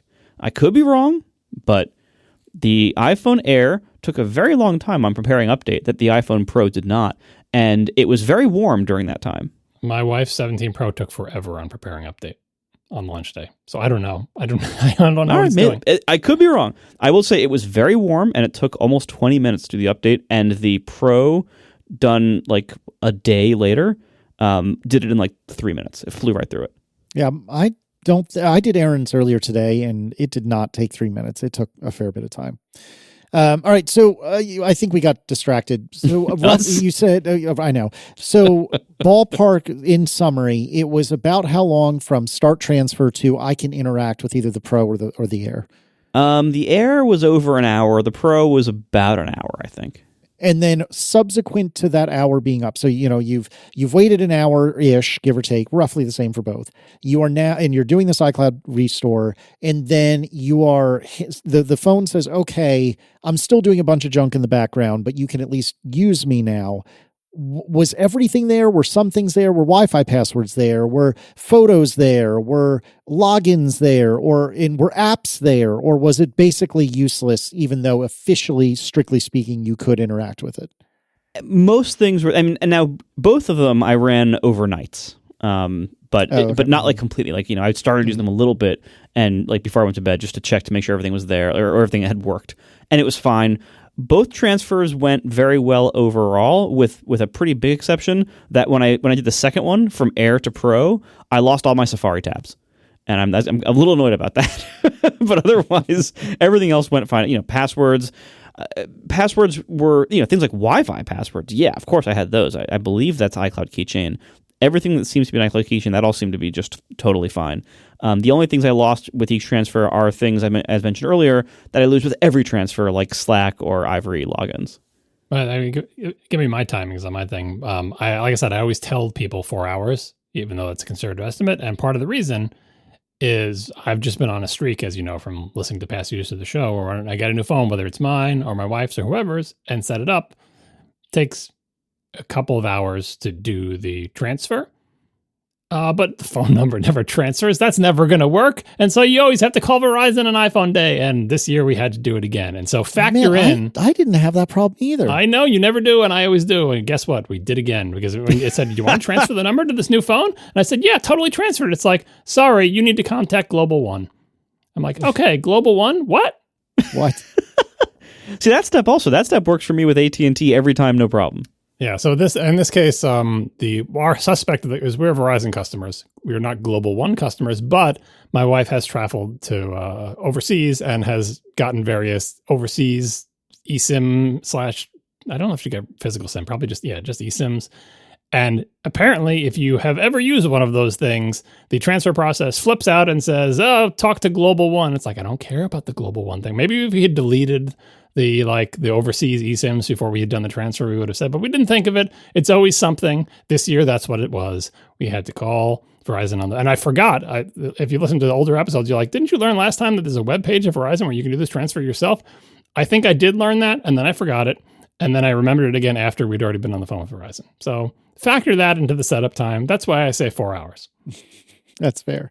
All right. So the reason I ask is because I feel like in my personal experience in years past, and I haven't done this for at least a couple of years, an iCloud backup doesn't bring that much back in. And I think that information that I just stated as fact, I think that's outdated. I don't think that's true anymore. Like Marco said, Wi-Fi passwords are now coming in. A lot of this stuff is coming in.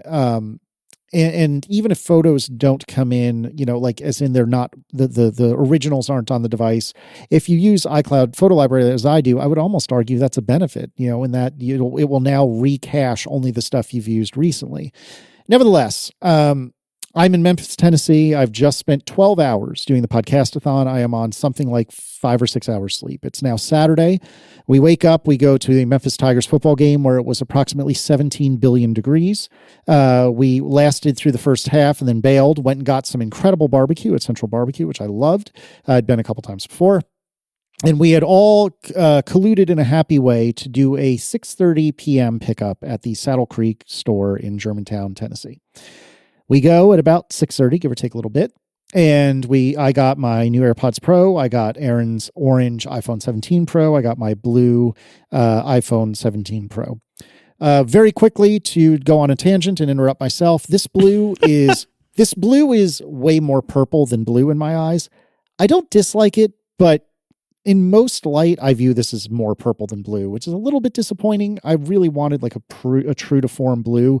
That being said, Erin freaking loves her orange phone in a way that she has not ever really been enthusiastic about any of the phone colors she's had before, even pink, which is probably her favorite color.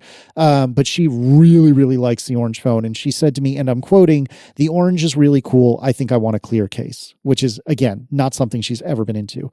I've only held her phone briefly, but the orange is very, very, very good. And I'm really glad that Apple did an honestly bold color. So anyway, so it's 6:30-ish, maybe 7 o'clock by the time we are on our way back to the hotel. And I have a decision to make.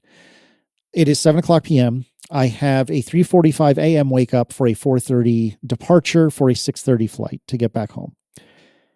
I am a strong believer in online, electronic boarding passes. I've already received one on my old phone. I really don't want to travel with the old phone. I want to travel with the new hotness.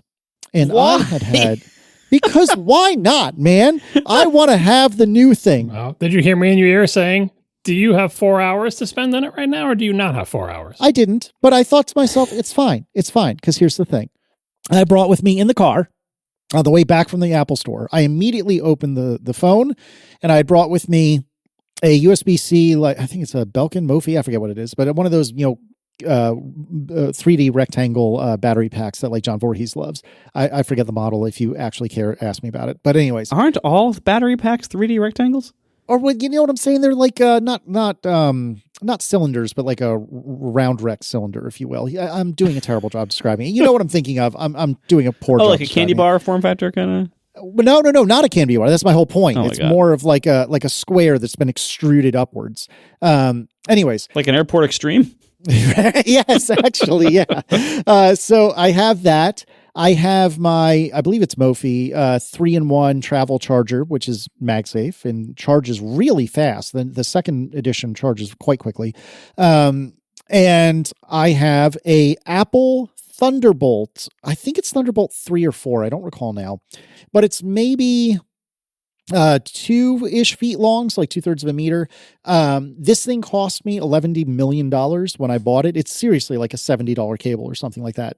And actually, while we were there at the Apple store, Mike Impulse bought, I think, a 1.5 meter Thunderbolt 5 cable, maybe it was 4, for literally $150 or Oh my thereabouts. God. It was absurd. This is an Apple cable. Cable transfers are not this good. Like this is This is the problem, Marco. I had convinced myself, and this is 100% my fault. I'm not trying to blame anyone but myself. Only the guy in the mirror is at fault here. I had somehow convinced myself that these things support Thunderbolt, and these things have immensely fast transfer speeds. The pros specifically. Isn't it just USB 3 at best? I don't think the phones have ever supported Thunderbolt. This is my question. The iPads do. I think I have convinced myself of something that is patently untrue. I am owning that top to bottom, inside and out. But I thought to myself, all right, this has got to be the year. I have a 0.5 terabyte phone, of which maybe 2/3 is full or something like that. And I think a lot of that is just photos that can be, they're cached photos. I'm not trying to keep my whole photo library on the phone. This has got to be fast. It's got to be. So I get in the car and I'm in the passenger seat. I'm riding shotgun and I start the transfer. And I do this from phone to phone in the middle of the car with no Wi-Fi available, and only one of these devices can get on the internet. I do that, and it asks me, do you want to do the cellular transfer? Hell yeah, I do. Why not? This is going to be great. And so I immediately transfer my cell plan from the old phone to the new phone. You did this in a moving car, and I can never successfully do it from my house. Yep, While I did it in a traveling, moving car. by the way. And what, 8 hours before a flight? Something like that. I can't do that mental math without distracting myself. But yes, Okay, something great. like that. This is so many good ideas. This is just a litany of excellent ideas. Like I said, And by the way, you just got through saying like how you were probably mistaken about the transfer speeds of the wired connections on phones because you were misremembering about the iPads, blah, blah, blah. But I just want to throw this out there.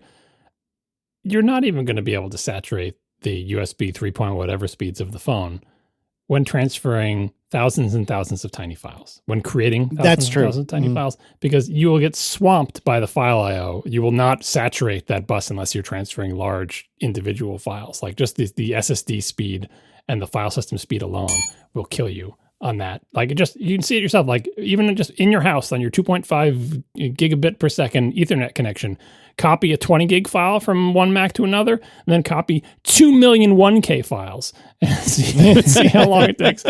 You'll get slaughtered on the file system I/O alone. That I feel like is what is going to cause your phone setup to be slow, because every application is a bundle of tiny little files. yeah. And I mean, again, looking back on it, I think that this was a litany of poor assumptions and even poorer decision making. But here we are. So in the interest of telling the story, and I should also interrupt myself and say, well, no, I'll get there. Actually, I'll get there. So I'm in the car. I'm with Mike and Jason. Steven had gone back to his house. So I'm with Mike and Jason and Jill from St. Jude, who was kind enough to travel to bring us to and from. And I'm doing this transfer and it's going. It's not going quickly. It's quoting 2 or maybe 3 hours, but it's going. We get to the lobby of the hotel. Is a very trendy, very not fancy in the traditional way, but fancy in the look at me, I'm hip and with it. That's a reference, John. Anyways, so we get to the hotel lobby and Erin is there because she did not go with us for this adventure with Brad and Kathy. And I think that was it. And they basically said, hey, let's all have a drink together before we all go our separate ways. I say, okay, sure. And I'm still allowing this transfer to happen. I should note that while this hotel was very nice and I liked it quite a bit, the Wi-Fi at the hotel was hilariously bad. Hilariously bad Wi-Fi. Now, how could you have possibly known ahead of time that hotel Wi-Fi would be not amazing?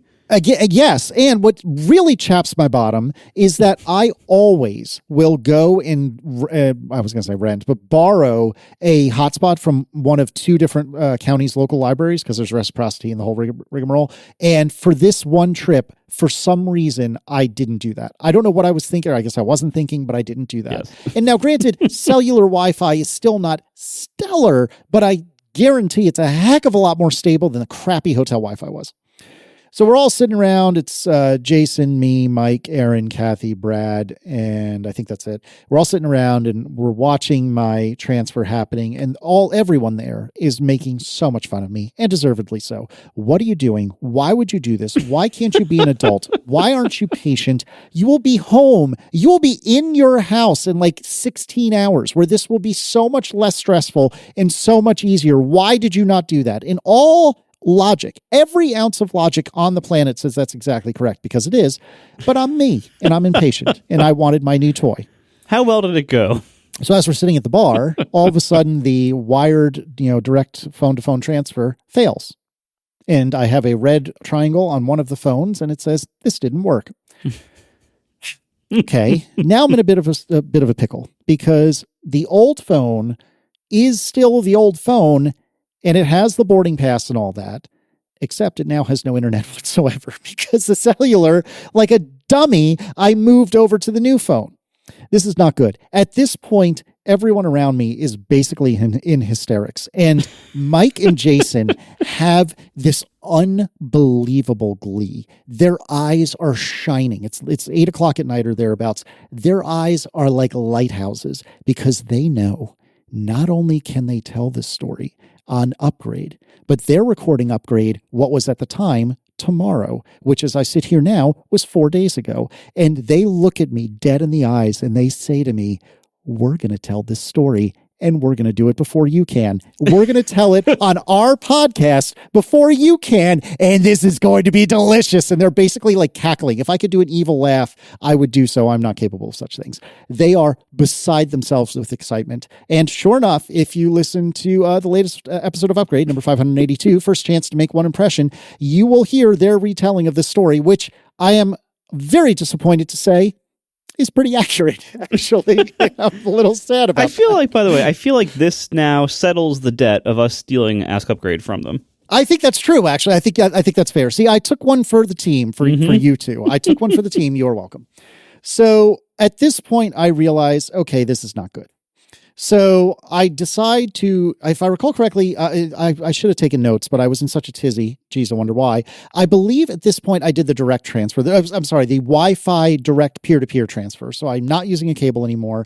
I plug both of the phones into the wall and I let it run overnight. At 1:15-ish or thereabouts, I woke up and was like, oh my God, what's happening with the phones? Oh my God, oh my God, oh my God, oh my God. Did you sleep at all? I did.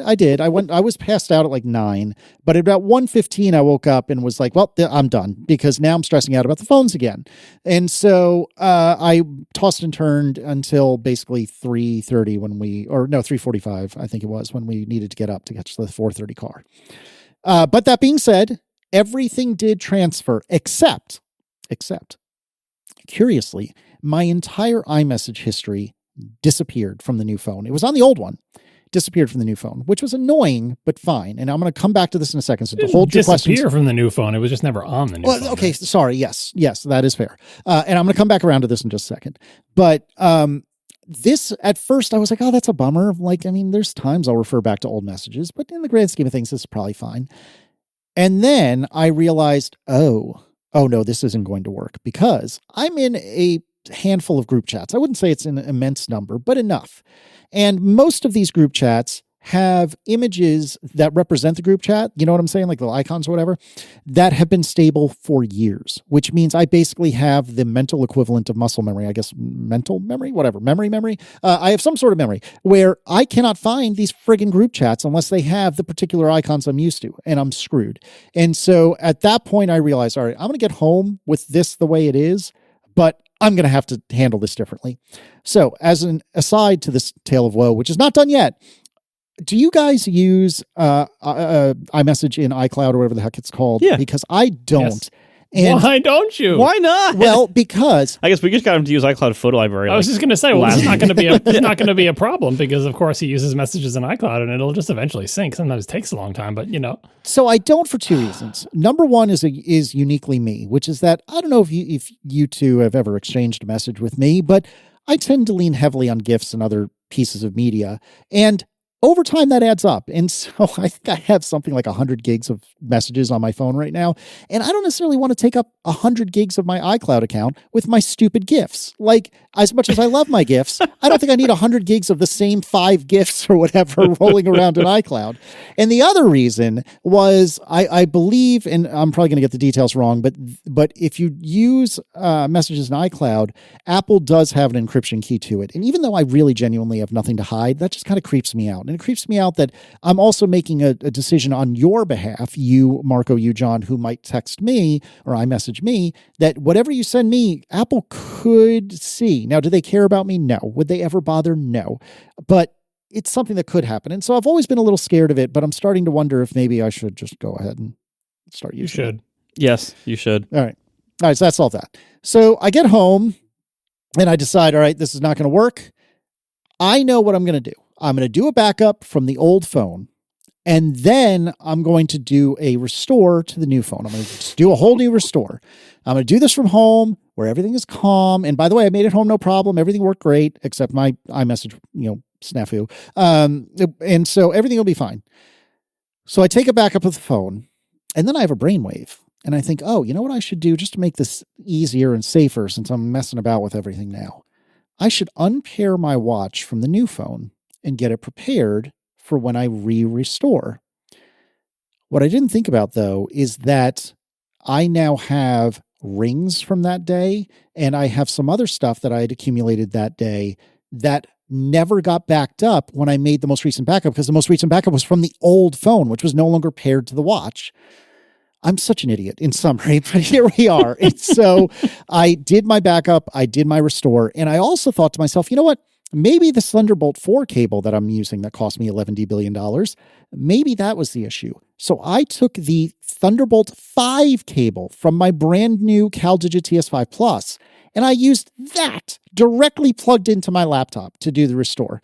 Do you want to guess if it made any difference with regard to speed? No, it did not. Of course not. Just to give the stats on this, your new phone has 10 gigabits per second out of that port. Thunderbolt 3 and 4 are 40. Thunderbolt 5 is 80 up to 120. So no, putting a faster than 40 gigabits per second thing into your 10 gigabit per second port is not going to help you. Yeah. So this was a disaster through and through. But I did that I did the update or the restore, and my iMessage stuff came back. Everything was good to go. And so now I think for me, and I can't decide what the right answer is, but I'm starting to wonder if I do this again, if I do the old school back to, I almost said iTunes, but do a backup to Finder and then restore from Finder. I'm really wondering if maybe I'll do that next time. I got a noodle on it, but the right answer is probably what Marco said, and just use iCloud. But yes, I'm wondering. It's so much more reliable. But you can only use iCloud if you do messages in iCloud, because otherwise your messages are never coming back on that phone. That's a good point. All right. So I got a lot to think about. But anyways, so I did all that. I restored just great. I got the watch repaired, but then I realized, oh no. My rings for the day are gone. And I'm not above adjusting the rings on a day. You can now do like bring your ring back for one day, but I've got some streaks to maintain. And I really try to be honest about it. I really, really do. And so for several hours, whatever background magical process that you can, of course, not just kick off by hand. You have to wait for Apple to decide now it's the time to do it. And for many hours, like 5 hours, it didn't ever recompute the status of my rings. But I'm happy to say that eventually it did, and all is well. So I have a monthly FaceTime with our dear friend _ David Smith, and I'm retelling the story. I want to say it's like yesterday, the day before. I guess it was yesterday. And I'm telling him about this, and he says, you know what you should do? Because you have the situation where you want to do a wire transfer, but you want it at the highest speed possible, and you want to provide power, here's what you do. Disconnect your computer from the CalDigit when you do Aaron's phone. Plug Aaron's phone into the CalDigit as like the source, or I'm sorry, the old phone into the CalDigit is like the source. Use your other Thunderbolt cable also into the CalDigit as the target and see if that works any better. Let me tell you, do you want to guess how much better that worked?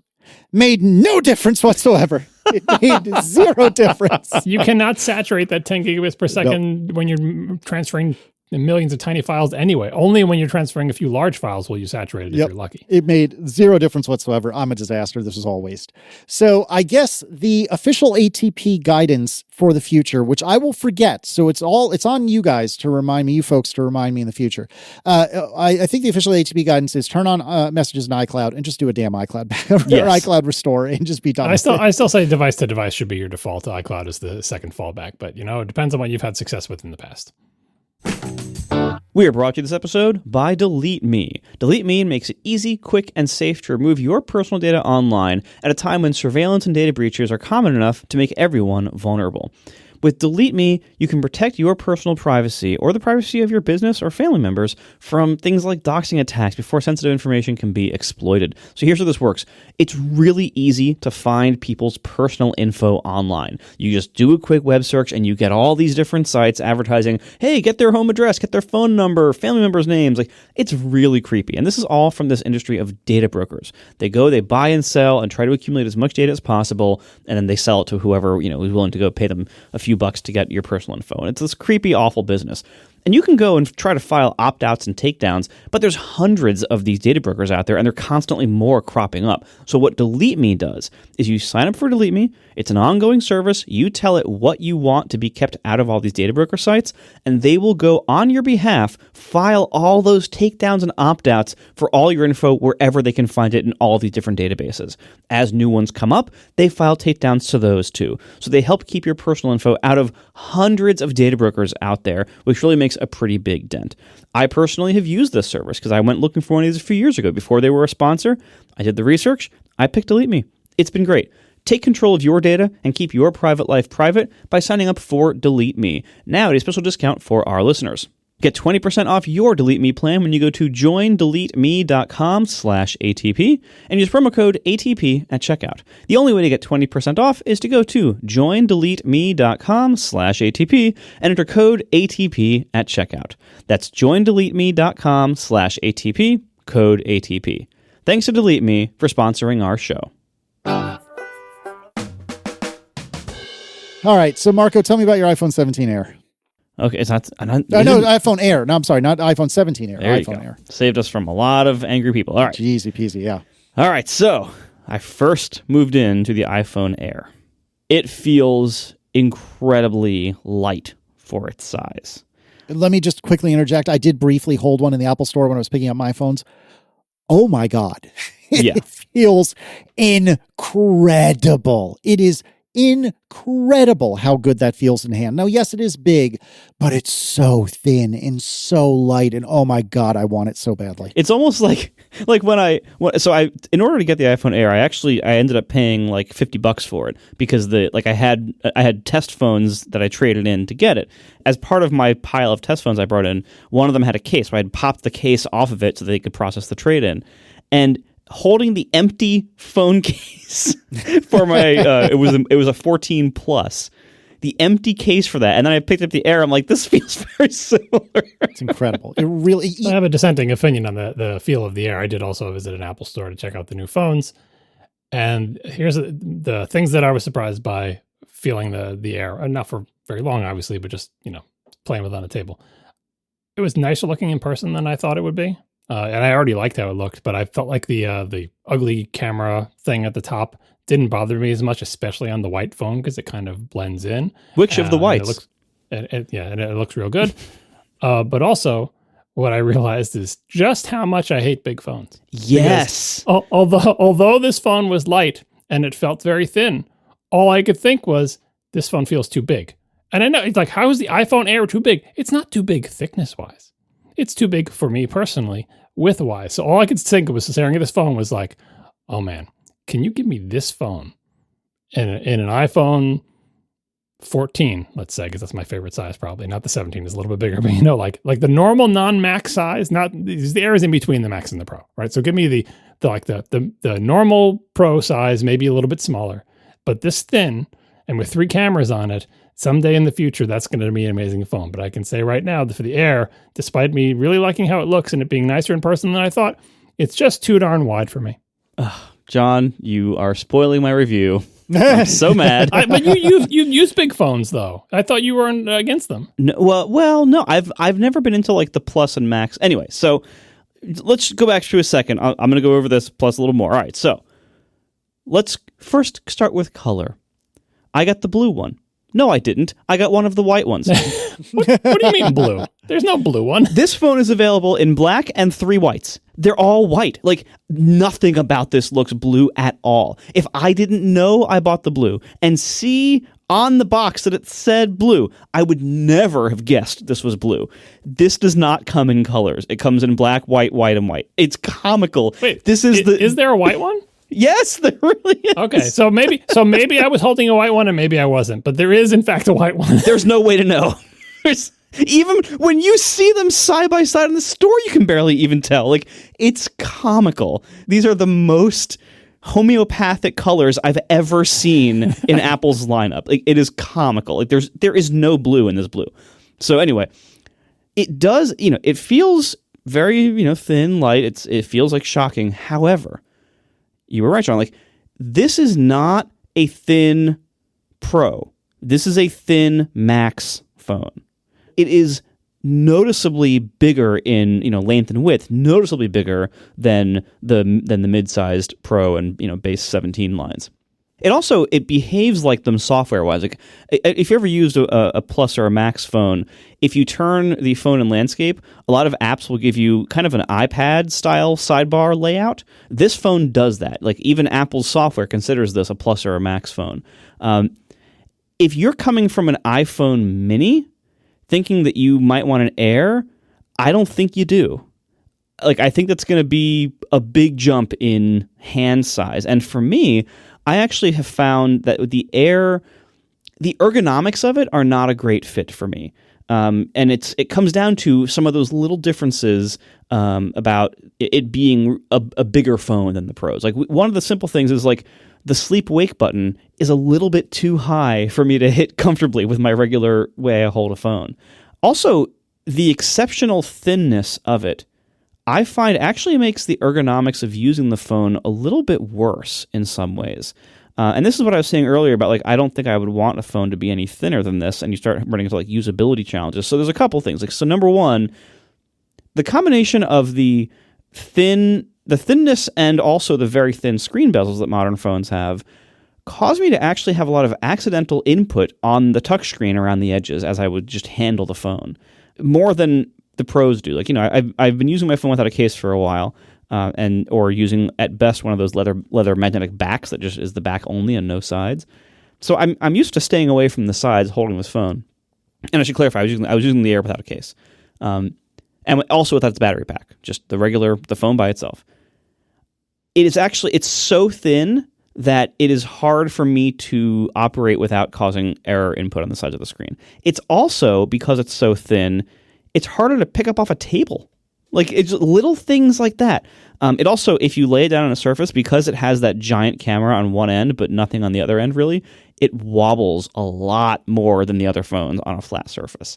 And so all these things, like the way it handles by being so big and so thin, it even like when you put it in your pants pocket, it's nice that it's super light, but even just the additional size of it made me feel like I was putting like a dinner plate in my pocket. Like, it's a big phone. This is not a thin Pro. This is a thin Plus or Max, really. Like, it's closer to that in feel. I think if I were to use this phone long term, I think I would want a case for it to improve the physical handling of it. But that would also very much defeat the purpose of the Air. So the ergonomics alone, I decided after about one day, like, I don't think I'm going to stick with this phone, but I was curious to try it anyway. As for the other aspects, the battery, I didn't get enough chance to try it. It seemed fine to me. I'm sure it's not amazing, not awful. We saw the test earlier. It seems like it's actually not as bad as people thought. It's not going to be great. It'll be fine. Camera and speaker. The speaker volume, as discussed earlier, is not as bad as I expected. The 17 Pro speaker, though, is way, way louder. But the volume out of the Air speaker is not bad. It does have a bit of a rattling to it. Like if you turn it up all the way, and like oftentimes I will be listening to podcasts out loud when I'm doing something like, again, I'll have like the phone on the counter when I'm doing something in the kitchen, or I'll prop it up like on a shelf and if I'm taking a shower and want to listen to podcasts, like stuff like that. When you crank up the speaker that loud in the Air, it's very rattly and tinny. You almost hear like little bit of distortions at the very top of the volume range, almost as if you had like a little speck of dust in there or something. But also just like the tone of it, it sounds like a very small speaker. It sounds like the way phone speakers used to sound before they got less crappy. Modern iPhone Pro speakers, and even the base iPhone speakers, like modern iPhone speakers in other models, sound remarkably good for how small they are. The Air does not. The Air sounds like a tiny, crappy, old-style phone speaker. It does not sound good at all. Unless you think Marco had like a broken one or something, lots of reviews have said essentially the same thing. They said basically the Air speaker gets really, really loud, but if you put it at max volume, basically there's like distortion of some kind and you have to back it off a little bit. So even when it's backed off, it is still louder than people expected it to be, but max volume becomes less usable due to these issues. Yeah, it's very tinny and harsh, and generally it's an unpleasant speaker. Cameras. Camera. I did, again, only a day, but I missed macro focus distance. You get macro focus distance from the wide-angle lens. The ultra-wide. I missed that. I did try a test of let me try to read that tiny, stupid gray-on-gray text on the Apple power adapters to see what wattage this power adapter is. I did try that test with this phone and the other phones I had, and it was good enough that I could digital zoom, I could pinch in, and I could read small, tiny little text on things using the regular camera on the Air. So that's fine. But generally speaking, macro distance stuff, it's much nicer to have the macro lens. And I did miss the telephoto reach, even in just one day. And then when I later went to the Pro, I've been taking photos of the Pro the last couple of days, and it's like, oh wow, I'm so glad I have this reach with the telephotos. So generally, I do miss that camera a lot.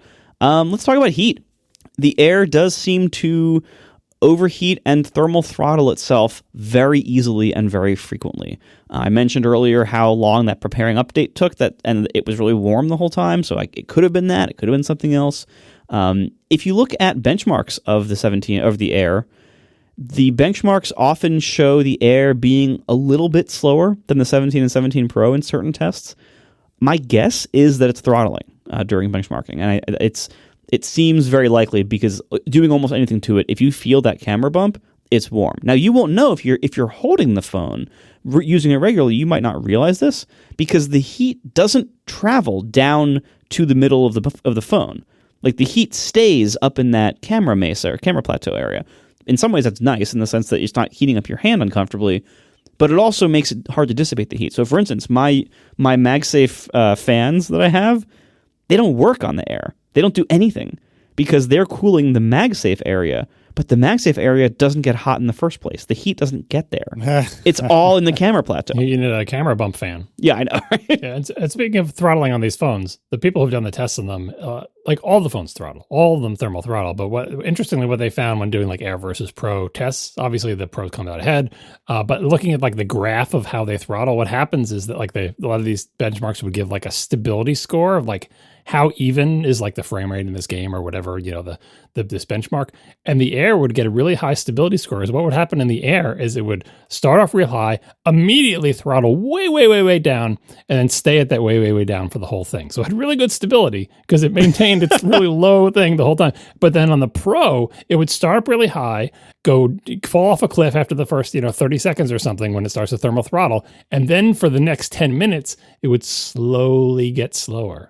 It would like a slow downward graph, and like it never got as low as like the Air did, or maybe met it at the end after like 30 minutes when I got heat soaked. But that's the magic of the vapor chamber. Like all these phones are going to throttle on like a really high like CPU GPU benchmark type thing. Like they'll run really fast for a short period of time, then they will throttle. But the question is, what happens after that?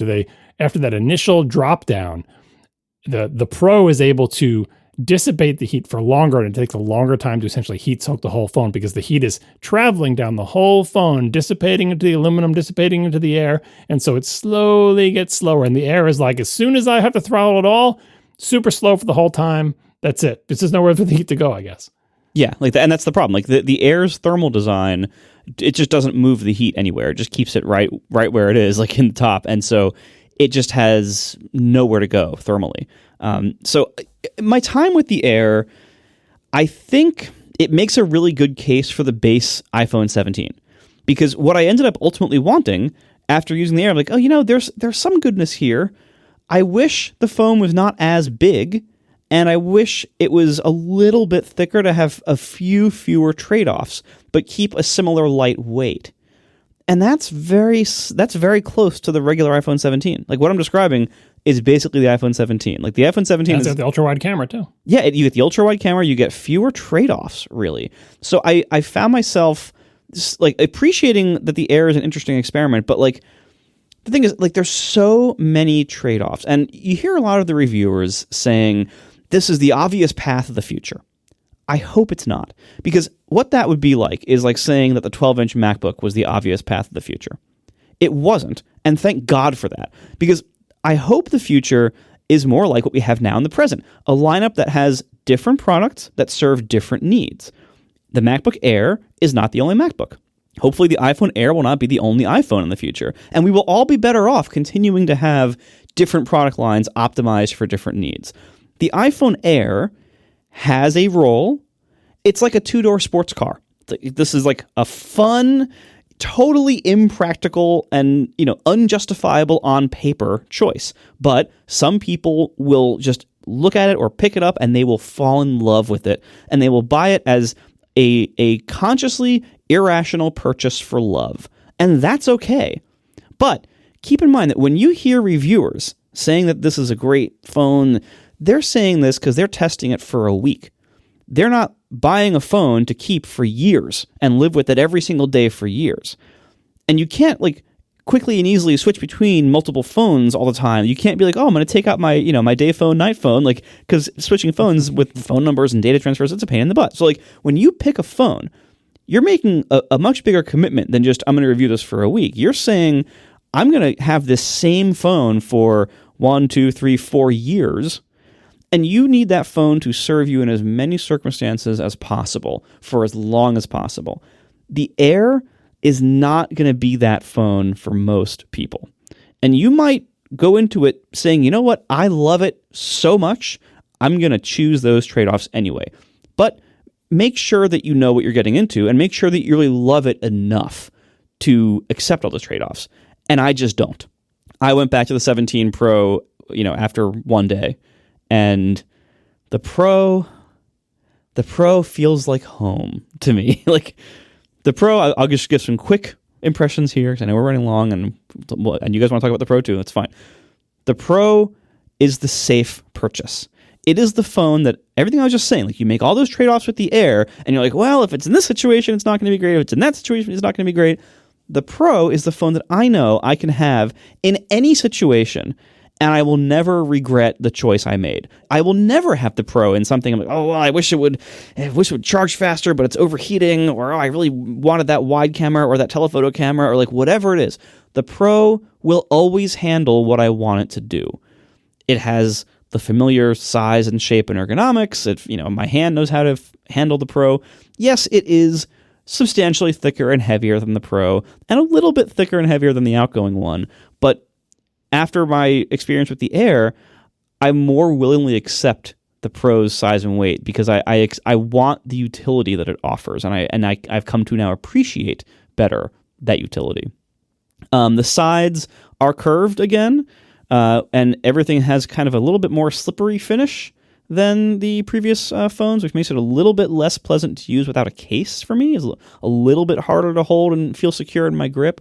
I ordered the Nomad leather back for it, which I expect I will probably end up liking a lot, like I did on the 16 Pro. The new thermals have been great for me. I didn't even need my MagSafe coolers during setup. It never got that hot. New cameras seem very good, I think. It's a little early. I've only been using them for a couple of days. A little early to say, but I think the new cameras are very, very good. The telephoto, the 4X, is a much better range reach than the 5X.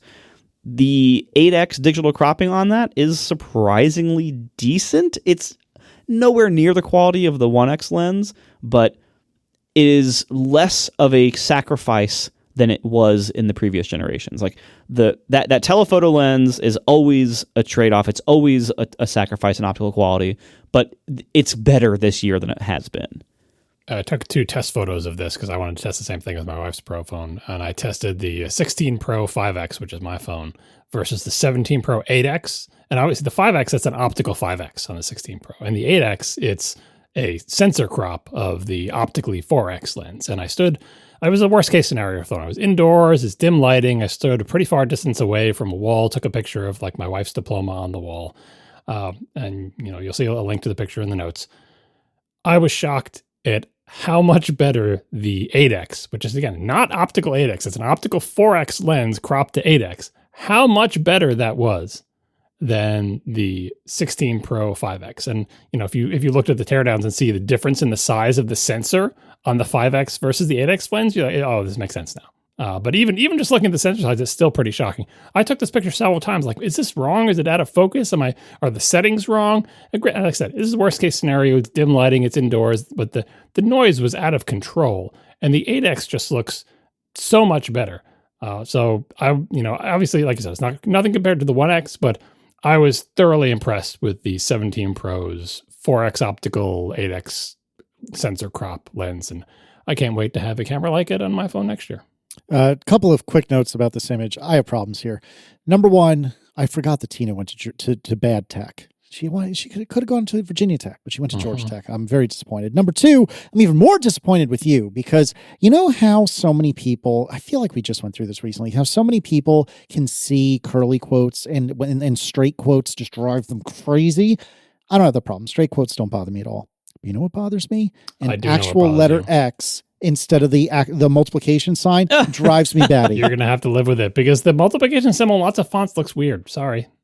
It drives me batty, and I'm disappointed in you. I am disappointed in you. I thought you would have handled this better, but here we are. You fought me on the curly quotes in the titles, and you're complaining about the X versus multiplication sign. I'm telling you, the multiplication sign it's weird in so many different fonts. I just don't trust it. Yeah. Anyway, it's the telephoto lens is a nice upgrade, and I'm happy to have it. Again, it is still an optical compromise, but it is substantially less compromised than the previous ones have been. So that's great.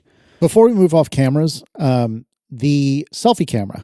I don't take a tremendous amount of selfies, but a lot of times, I am a religious, if you will, Day One user. I think they're a former sponsor, but I use Day One all the time. I try to make sure I make at least one entry of what I've done every single day. And oftentimes that involves a picture of like the family or family and friends eating. And I will typically do that with the selfie camera, and I'll just hold it up high and try to get everyone in the shot. And I've gotten pretty good at that over the years because I do it semi-often, but the images in years past, up until this phone, have always been pretty bad. Like they're serviceable. They're not unusable, but they're not great. And I am happy to report my long national nightmare is over. Instead of the nearest Shake Shack now being, or instead of it being like 15 to 20 minutes away, it's like 10 minutes away. And I'm very excited about this because a new one opened. And I took a selfie of myself and some friends that were all out to eat and the family. And this selfie picture looks incredible compared to the way the old ones looked. So I am really excited about that camera as well. Yeah. And I haven't had a lot of chances with it. I literally have taken one selfie since I got the phone, but yeah, it does look like a pretty big upgrade. Otherwise, battery life, again, I've only had it for a few days. It seems good so far. The orange, it's a good orange. Yeah, it is. I'm really happy with it. It is a bold color choice. And, I did think like, I wonder if I'm going to be this happy with this every day of the at least year I'm going to have this phone. But I think I am, and I'm ready for this. I do worry a little bit about scratches over time, but again, like, it's fine. I buy my phones to use them, not to preserve them forever. So like, I will take whatever happens to it, scratch wise. It does, especially the orange, it does draw a decent amount of attention. But I think and I don't love that kind of attention. But I expect that's only because this is like the first week it's out, and I'm sure there will be so many of these out in the wild, by next week, that I'm sure that, over the coming weeks, this will no longer be a noteworthy visual thing that people will ask me about. But that is something that, like, if you try to be discreet, out in the world, this is not the phone to get, or at least get the silver or blue one. But otherwise, I'm very happy with it. One thing I noticed about the orange at the store was that the orange the orange case is the anodized orange aluminum, and then there's the back panel that is glass or ceramic shield, whatever.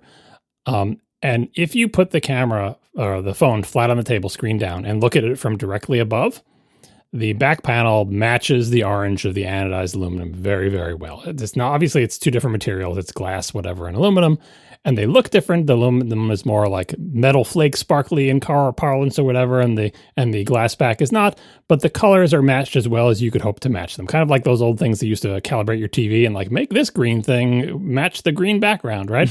Yep. But the second you look not dead on at the back, yep, that glass panel is no longer the same color as the case. And they can't help it because it's just the way the light glints off the materials. Now, that's not bad. It looks kind of like a creamsicle, but basically the back panel gets lighter the more you tilt it. It's so much so that at certain angles, the back panel looks practically white next to the orange case. So be aware of that. Go to the store and check these out. It's not that the back panel gets lighter when you tilt it. It's the aluminum gets darker. Or well, whatever's happening, the contrast between them increases dramatically, which is really interesting because it's so clear that they color match them exactly dead on and not exactly not dead on. Yeah, and I think, and maybe this, like, having the glass-ish inset, maybe that kind of shows why they didn't make bold colors of the previous designs of phones, because it doesn't work that well on that kind of material. Didn't they do like one really deep red glass back phone? I think they can do dark colored glass. They just didn't want to. Well, maybe. Anyway, very, very happy with the orange. And I do think, like, so I have my Nomad leather back. I have it for my 16 Pro, which is now in a box waiting to go back to Apple. And I tried putting it on the 17 Pro by just cutting off the top of the back. Because, oh my gosh! Like where, like, just right below the MagSafe, I just cut it across, so now it's like a flat cut across the top, so it can fit below the camera mesa, and it doesn't quite fit because the actual, like, too much of the leather back hangs off the bottom of the phone because the alignment of the circle has actually moved down on the phone back.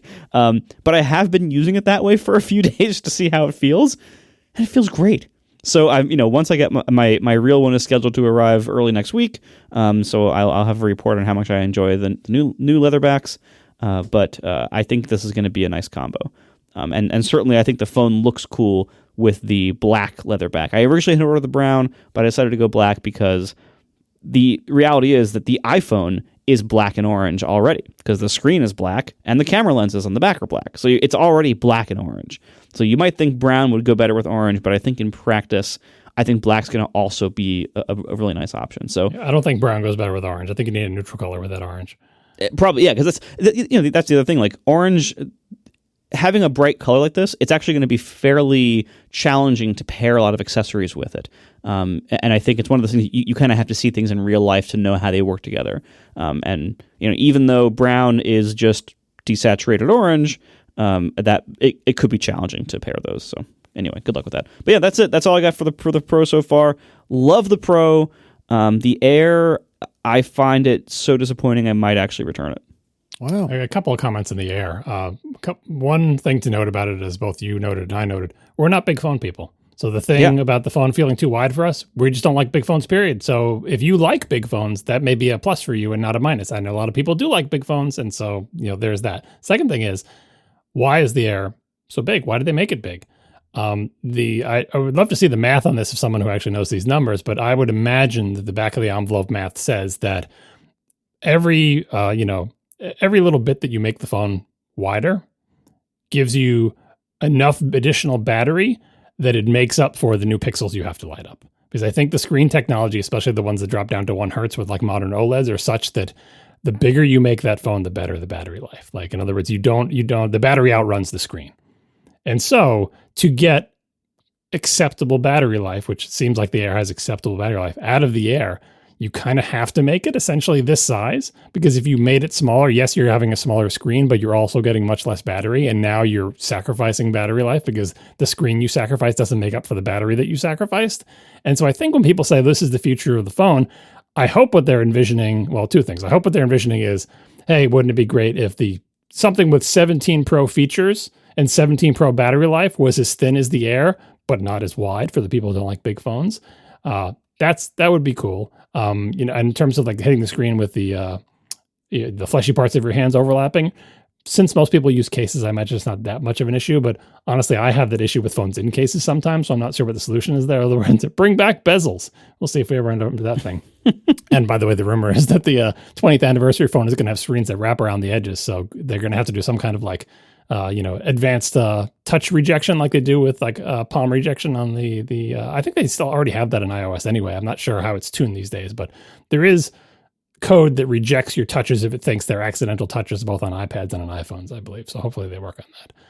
And the other thing, obviously, that everyone's talking about, which is true, and we kind of alluded to before, talking about making the thing thin enough for the USB-C port. When Apple comes up with their foldable phone, all the lessons they learned about how to make thin things with the Air will be used there. And people are like, oh, the folding phone is going to be 2 Airs put together. Geez, I hope not, because modern folding phones are thinner than the Air in the 2 halves, because you have 2 whole halves to get together. And like, I mean, if Apple's first folding phone is the thickness of 2 Airs put together, that's going to be a pretty thick folding phone when it comes out next year. So I hope the 2 halves of the folding phone are each thinner than the Air, or at least one of them is thinner. I don't know if they would make it asymmetrical or not, but keep that in mind. But yeah, so like, I think the Air is an important design experiment. It will work for a lot of people. Oh, and the other thing is, so many people, when I've talked to in the real world and seen other people interviewed about them, they don't ever change cameras on their phone.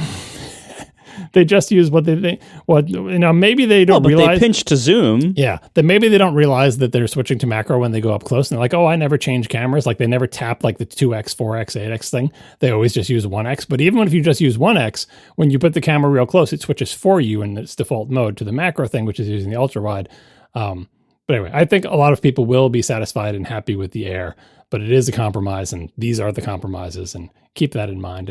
And I think what you said about it feeling weird to have something that thin, I don't think the Air is at the threshold where it's too thin and it feels uncomfortable. I still think for both of us, most of the issue is the width. I really do think if I had something the size of a 16 or a 17 that was that thin, I would enjoy it.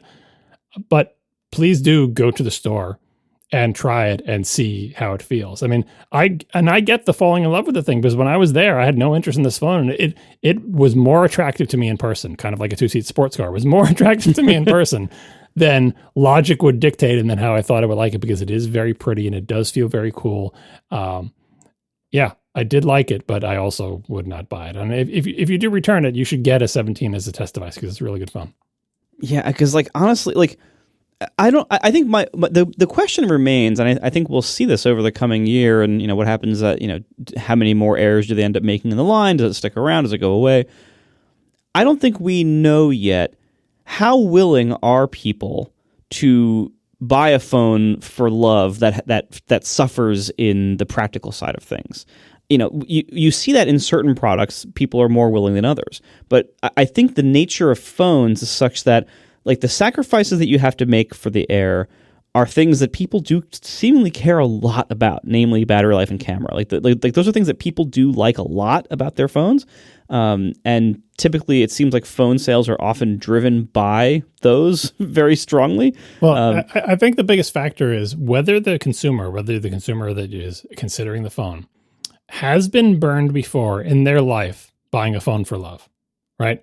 If you're only an iPhone customer, maybe you bought a 13 mini because you just loved it, but then the battery life was terrible and it spoiled you for it. But if you've only been an iPhone customer and you've only bought the mainline phones, maybe you've never bought a phone because of you just love how it looks. And maybe this will be your first. I think when you get it, then you may say, oh, actually, it wasn't worth it for the sacrifice in battery life, or I missed the camera or whatever. And that will change your opinion going forward. I just wonder how many people in the market for iPhones have never been burned by a phone that they bought because they thought it looked real cool.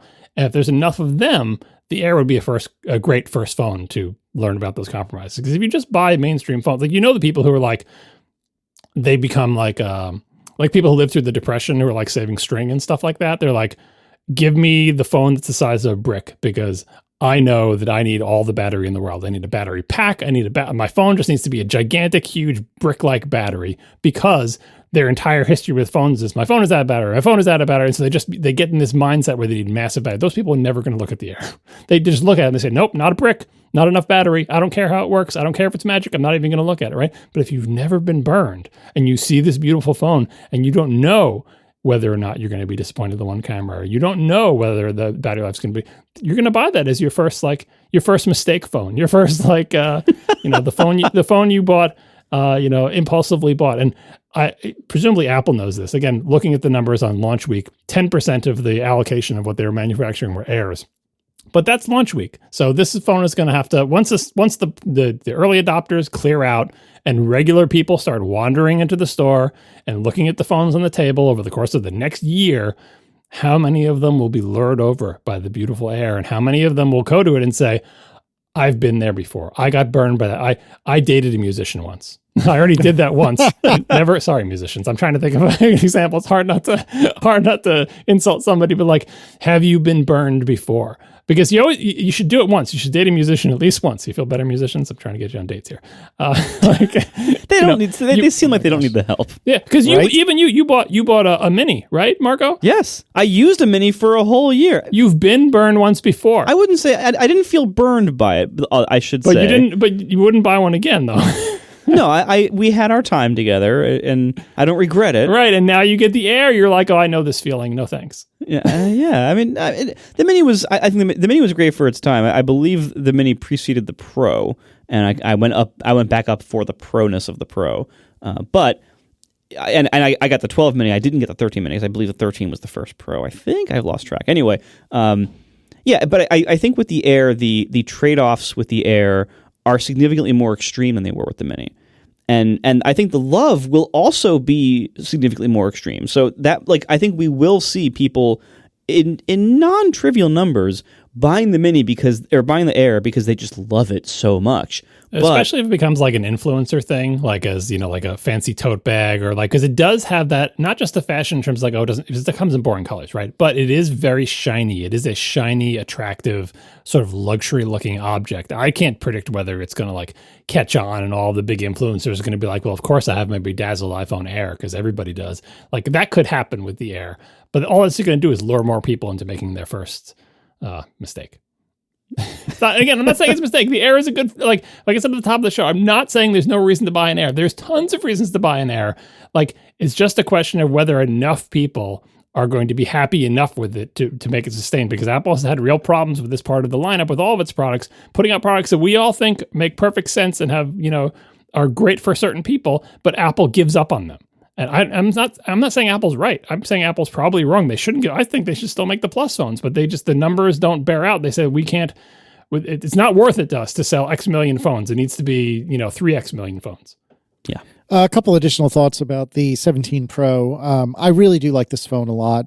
I really like the cameras. I already talked about the selfie camera. I like that, maybe I'm bananas, but I feel like the sides are a little bit more rounded than they were last year. The sides are still flat. It's not like an iPhone 6, but the rounded corners have a higher radius than they used to. Yeah, yes. Exactly. And I actually think that makes quite a bit of difference in the how pleasurable the hand feel I like is. it. I do too. I have had a couple of weird issues, and one of them both of them could be my fault. And I've jumped on enough swords this episode that I don't think these are my fault, but they might be. First of all, I have a wireless CarPlay dongle that I've used for many, many years, probably almost 8 years now or something like that. There are many newer versions of the same dongle made by the same people. I think it's CarLink It or something like that. I will probably forget to put a link in the show notes, but it's something like that. And anyways, I've been using it for years, and I don't know if the dongle is upset or what's going on, but I feel like, or I can tell you, it's not I feel like, The 17 Pro frequently loses the connection to the dongle. Now, again, it's not first party. It's its own weird hack, but it's been a consistently working hack with every other phone I've had. And I know that some people have been seeing other Wi-Fi related issues too that have nothing to do with CarPlay. So I wonder if maybe this is something that's wrong with the phone or perhaps wrong with the software. I'll probably end up using this as an excuse to get a vastly newer and presumably upgraded wireless CarPlay dongle, but we'll see what happens. But if you have similar issues, and especially if you have a fix, let me know on like Mastodon or something. Additionally, if I were to go and look at the phone right now, I have John Syracuse, a red badge over settings, and it says renew AppleCare coverage. If I tap on that, it's giving me the chance to, every AppleCare plan provides one-stop service for Apple products. I can choose AppleCare 1 at $19.99 a month, or I can choose AppleCare Plus with theft and lost from $13.99 a month. And then I can elect to do $13.99 a month or $139.99 a year until canceled. This shouldn't be interesting or news, except that during the purchase process, I already purchased the $140 package for 1 year of AppleCare Plus. So what is going on? Like I've been emailed the proof of coverage thing that they give you. What is happening? Why am I getting prompted to do this? I don't understand. And for whatever it's worth, I have the last few years, when I've bought AppleCare either for my phone or for Tiff's phone, I have bought it in the purchase process of buying the phone. And every time I would get that email like the day after saying like, that didn't go through. Sorry. When the phone arrives, do it on the phone. And so this time I didn't even try. I just did it on the phone when the phone arrived, and it worked fine. Oh, so that's what I should do for next year. However, I'm almost positive I have already been dinged the $140 on my credit card for this service, and I have the proof of coverage. So I don't know what's going on here, but it's not making me confident at all. Just dismiss that and go to Settings General, AppleCare Warranty, and you should see your phone listed in the list of covered products. Hold on, slow down. Settings General. Let's do this live. AppleCare and Warranty. Wait for the spinner. Thinking. All right. This device, Casey Phone 17, AppleCare Plus with theft and loss. There you go. You got it. So what the what? It's just bad. They don't have, they're not checking for that before they show you the thing, but you can hit the dismiss and don't show me this again. There is a button for that. All right. Well, so it should make the badge go away if you're lucky. All right. Let's try that and see what happens. Well, thank you, John. I appreciate it. But yeah, very, very frustrating. More frustrating is the CarPlay thing, which could be the dongle. I mean, it is possible it's the dongle. Yeah, like I said, there have been reports of issues with the iPhone 17s with the new N1 chip with doing Wi-Fi, in particular CarPlay stuff, but they're still kind of scattered. My iPhone 17 Pro hasn't had any issues yet, but who knows? It could be an issue with the N1. It could be an issue with the drivers. It could be an issue with the iOS 26 itself. We'll find out. All right, so we're running really long, and not sorry, but also on the list of things that we will discuss, but we're going to have to save it for next week. Tech woven cases, silicon cases potentially, iPhone 17 regular, AirPods Pro 3. I was able to use those on a flight literally the day after I got them, like less than 24 hours after I got them, maybe even less than 12. Anyway, so I have thoughts about that. iOS 26, when I was at St. Jude, I asked a bunch of regular humans instead of nerds what they thought, so I have some reports about that. Also, Erin finally got upgraded today when she got her new phone, so she has some thoughts as well. So we'll talk about all that. We do desire to talk about it, but we're trying to have a less than 7-hour show, so we'll talk about that all next week. Yeah. Thank you to our sponsors this week, DeleteMe, 1Password, and SKIMS. And thanks to our members who support us directly. You can join us at atp.fm/join. One of the many perks of membership is ATP Overtime, our weekly bonus topic. This week on Overtime, we're going to be talking about Anthropic's $1.5 billion book piracy settlement. So tune in to hear that. You can become a member for a lot less money than that. atp.fm/join. Thanks, everybody. We'll talk to you next week. Now the show is over. They didn't even mean to begin, 'cause it was accidental. Oh, it was accidental. John didn't do any research. Marco and Casey wouldn't let him, 'cause it was accidental. Oh, it was accidental. And you can find the show notes at atp.fm. And if you're into Mastodon, you can follow them at CASEYL ISS, so that's Casey List, MARCOARMENT, Marco Arment, SIRAC, USA, Syracuse, it's accidental. They didn't mean to. Accidental. Tech podcast so long. So I have to do a quick ode to a device that I think most people who are computer nerds would be surprised to hear that I would do an ode to such a device. It is a printer. Oh, is it the brother printer that everyone and their mother has? No, it's the one that Marco has said wonderful things about for years, but he can say wonderful things about it again because not everyone has heard those shows. The giant one? Yeah. The giant one. So I will just go over quickly. The giant printer is the HP Color LaserJet M553. This print, I was inspired to get this printer 9 years ago, I believe, or 9 or 10 years ago. Okay, I've been a laser printer person for a very long time because laser printers are just awesome for everything except photos. But everything else they're amazing at. And since good photo printers are amazing at photos but terrible for everything else, including text or return labels or anything else that people tend to print, I love having, honestly, one of each. I have a photo inkjet and I have a big laser printer. The problem with laser printers, generally speaking, like home laser printers, they've gotten very cheap and all right over the years, but they are just all right, typically. They are oftentimes very slow to get started, like on that first page out. They're a little bit slow on that because they have to like warm up and just start the entire world before you get that first page out. And their toner cartridges, while they're better than home inkjet printers, those toners are still pretty small, and you still have to replace them a lot. And they're a little bit finicky, with some of that stuff. So anyway, I bought this giant HP M553. I got it on sale at some point in the past, like almost a decade ago, and it's like a computer lab printer.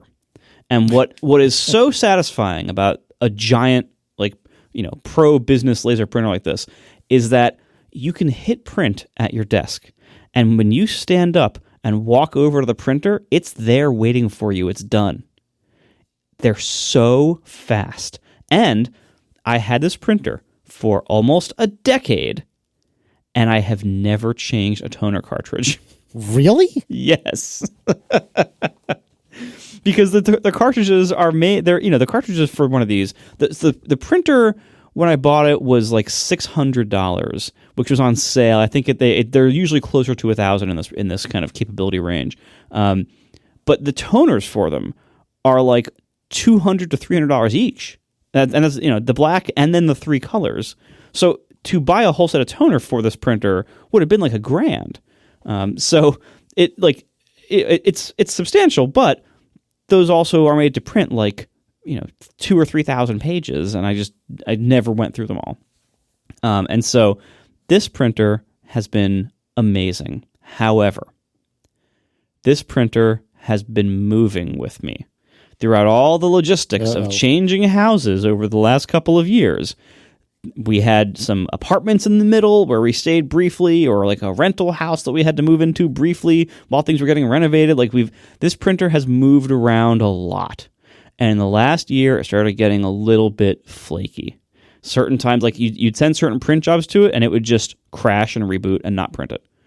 And sometimes you like certain PDFs, it'd be like you would never get it to print. You'd have to print it to a different PDF, and it was a whole thing.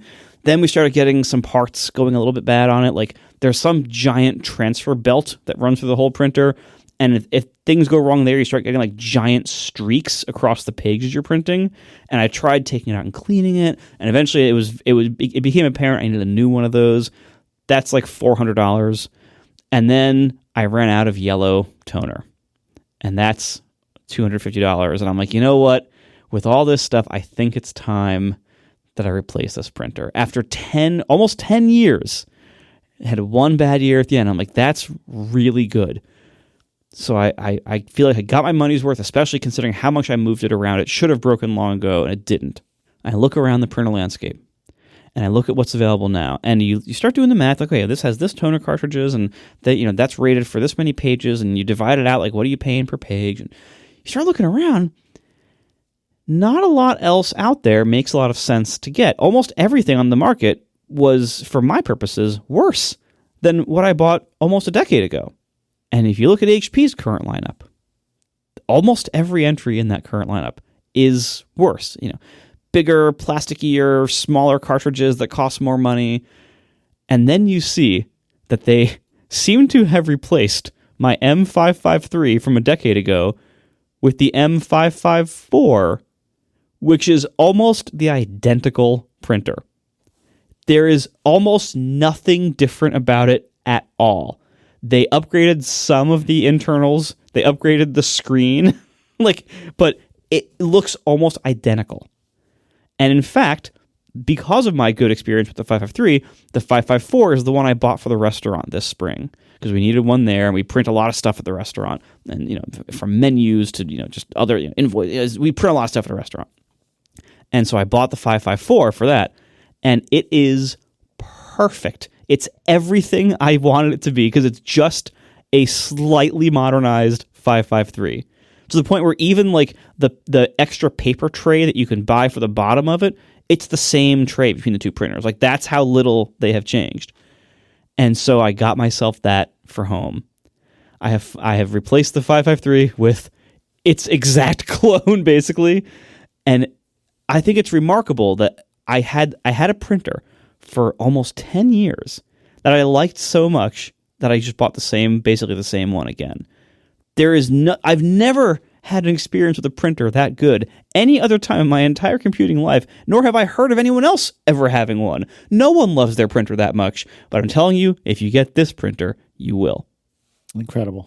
So that's my experience, except I usually have to go on eBay because they don't make the thing anymore. It's nice that they still make it. I guess they probably make printers for longer periods of time because there's just not much innovation in that space, except for how to screw you out of more money by making you subscribe to Ink or whatever. But yeah. And to be clear, and this printer was like $900. Now, granted, I bought the first one for like $6 something. That was almost 10 years ago. There's some inflation. That one was on sale. This one wasn't. But also, like, when I'm looking at like, putting in $600 or $700 worth of parts to the old one, or I can get a new one with brand new full toners for $900. It's like, yeah, that's actually, and if I can expect to get that decent of a service life out of it, that's great. And I ran the numbers too. Like, if I bought like one of their newer models that's like, a smaller rated, smaller volume rated printer, what do I get toner wise with that, and how much do you, and like, basically what it comes down to is the moment you have to buy another toner cartridge for any other alternative out there, you'll come out ahead just having bought this one in the first place.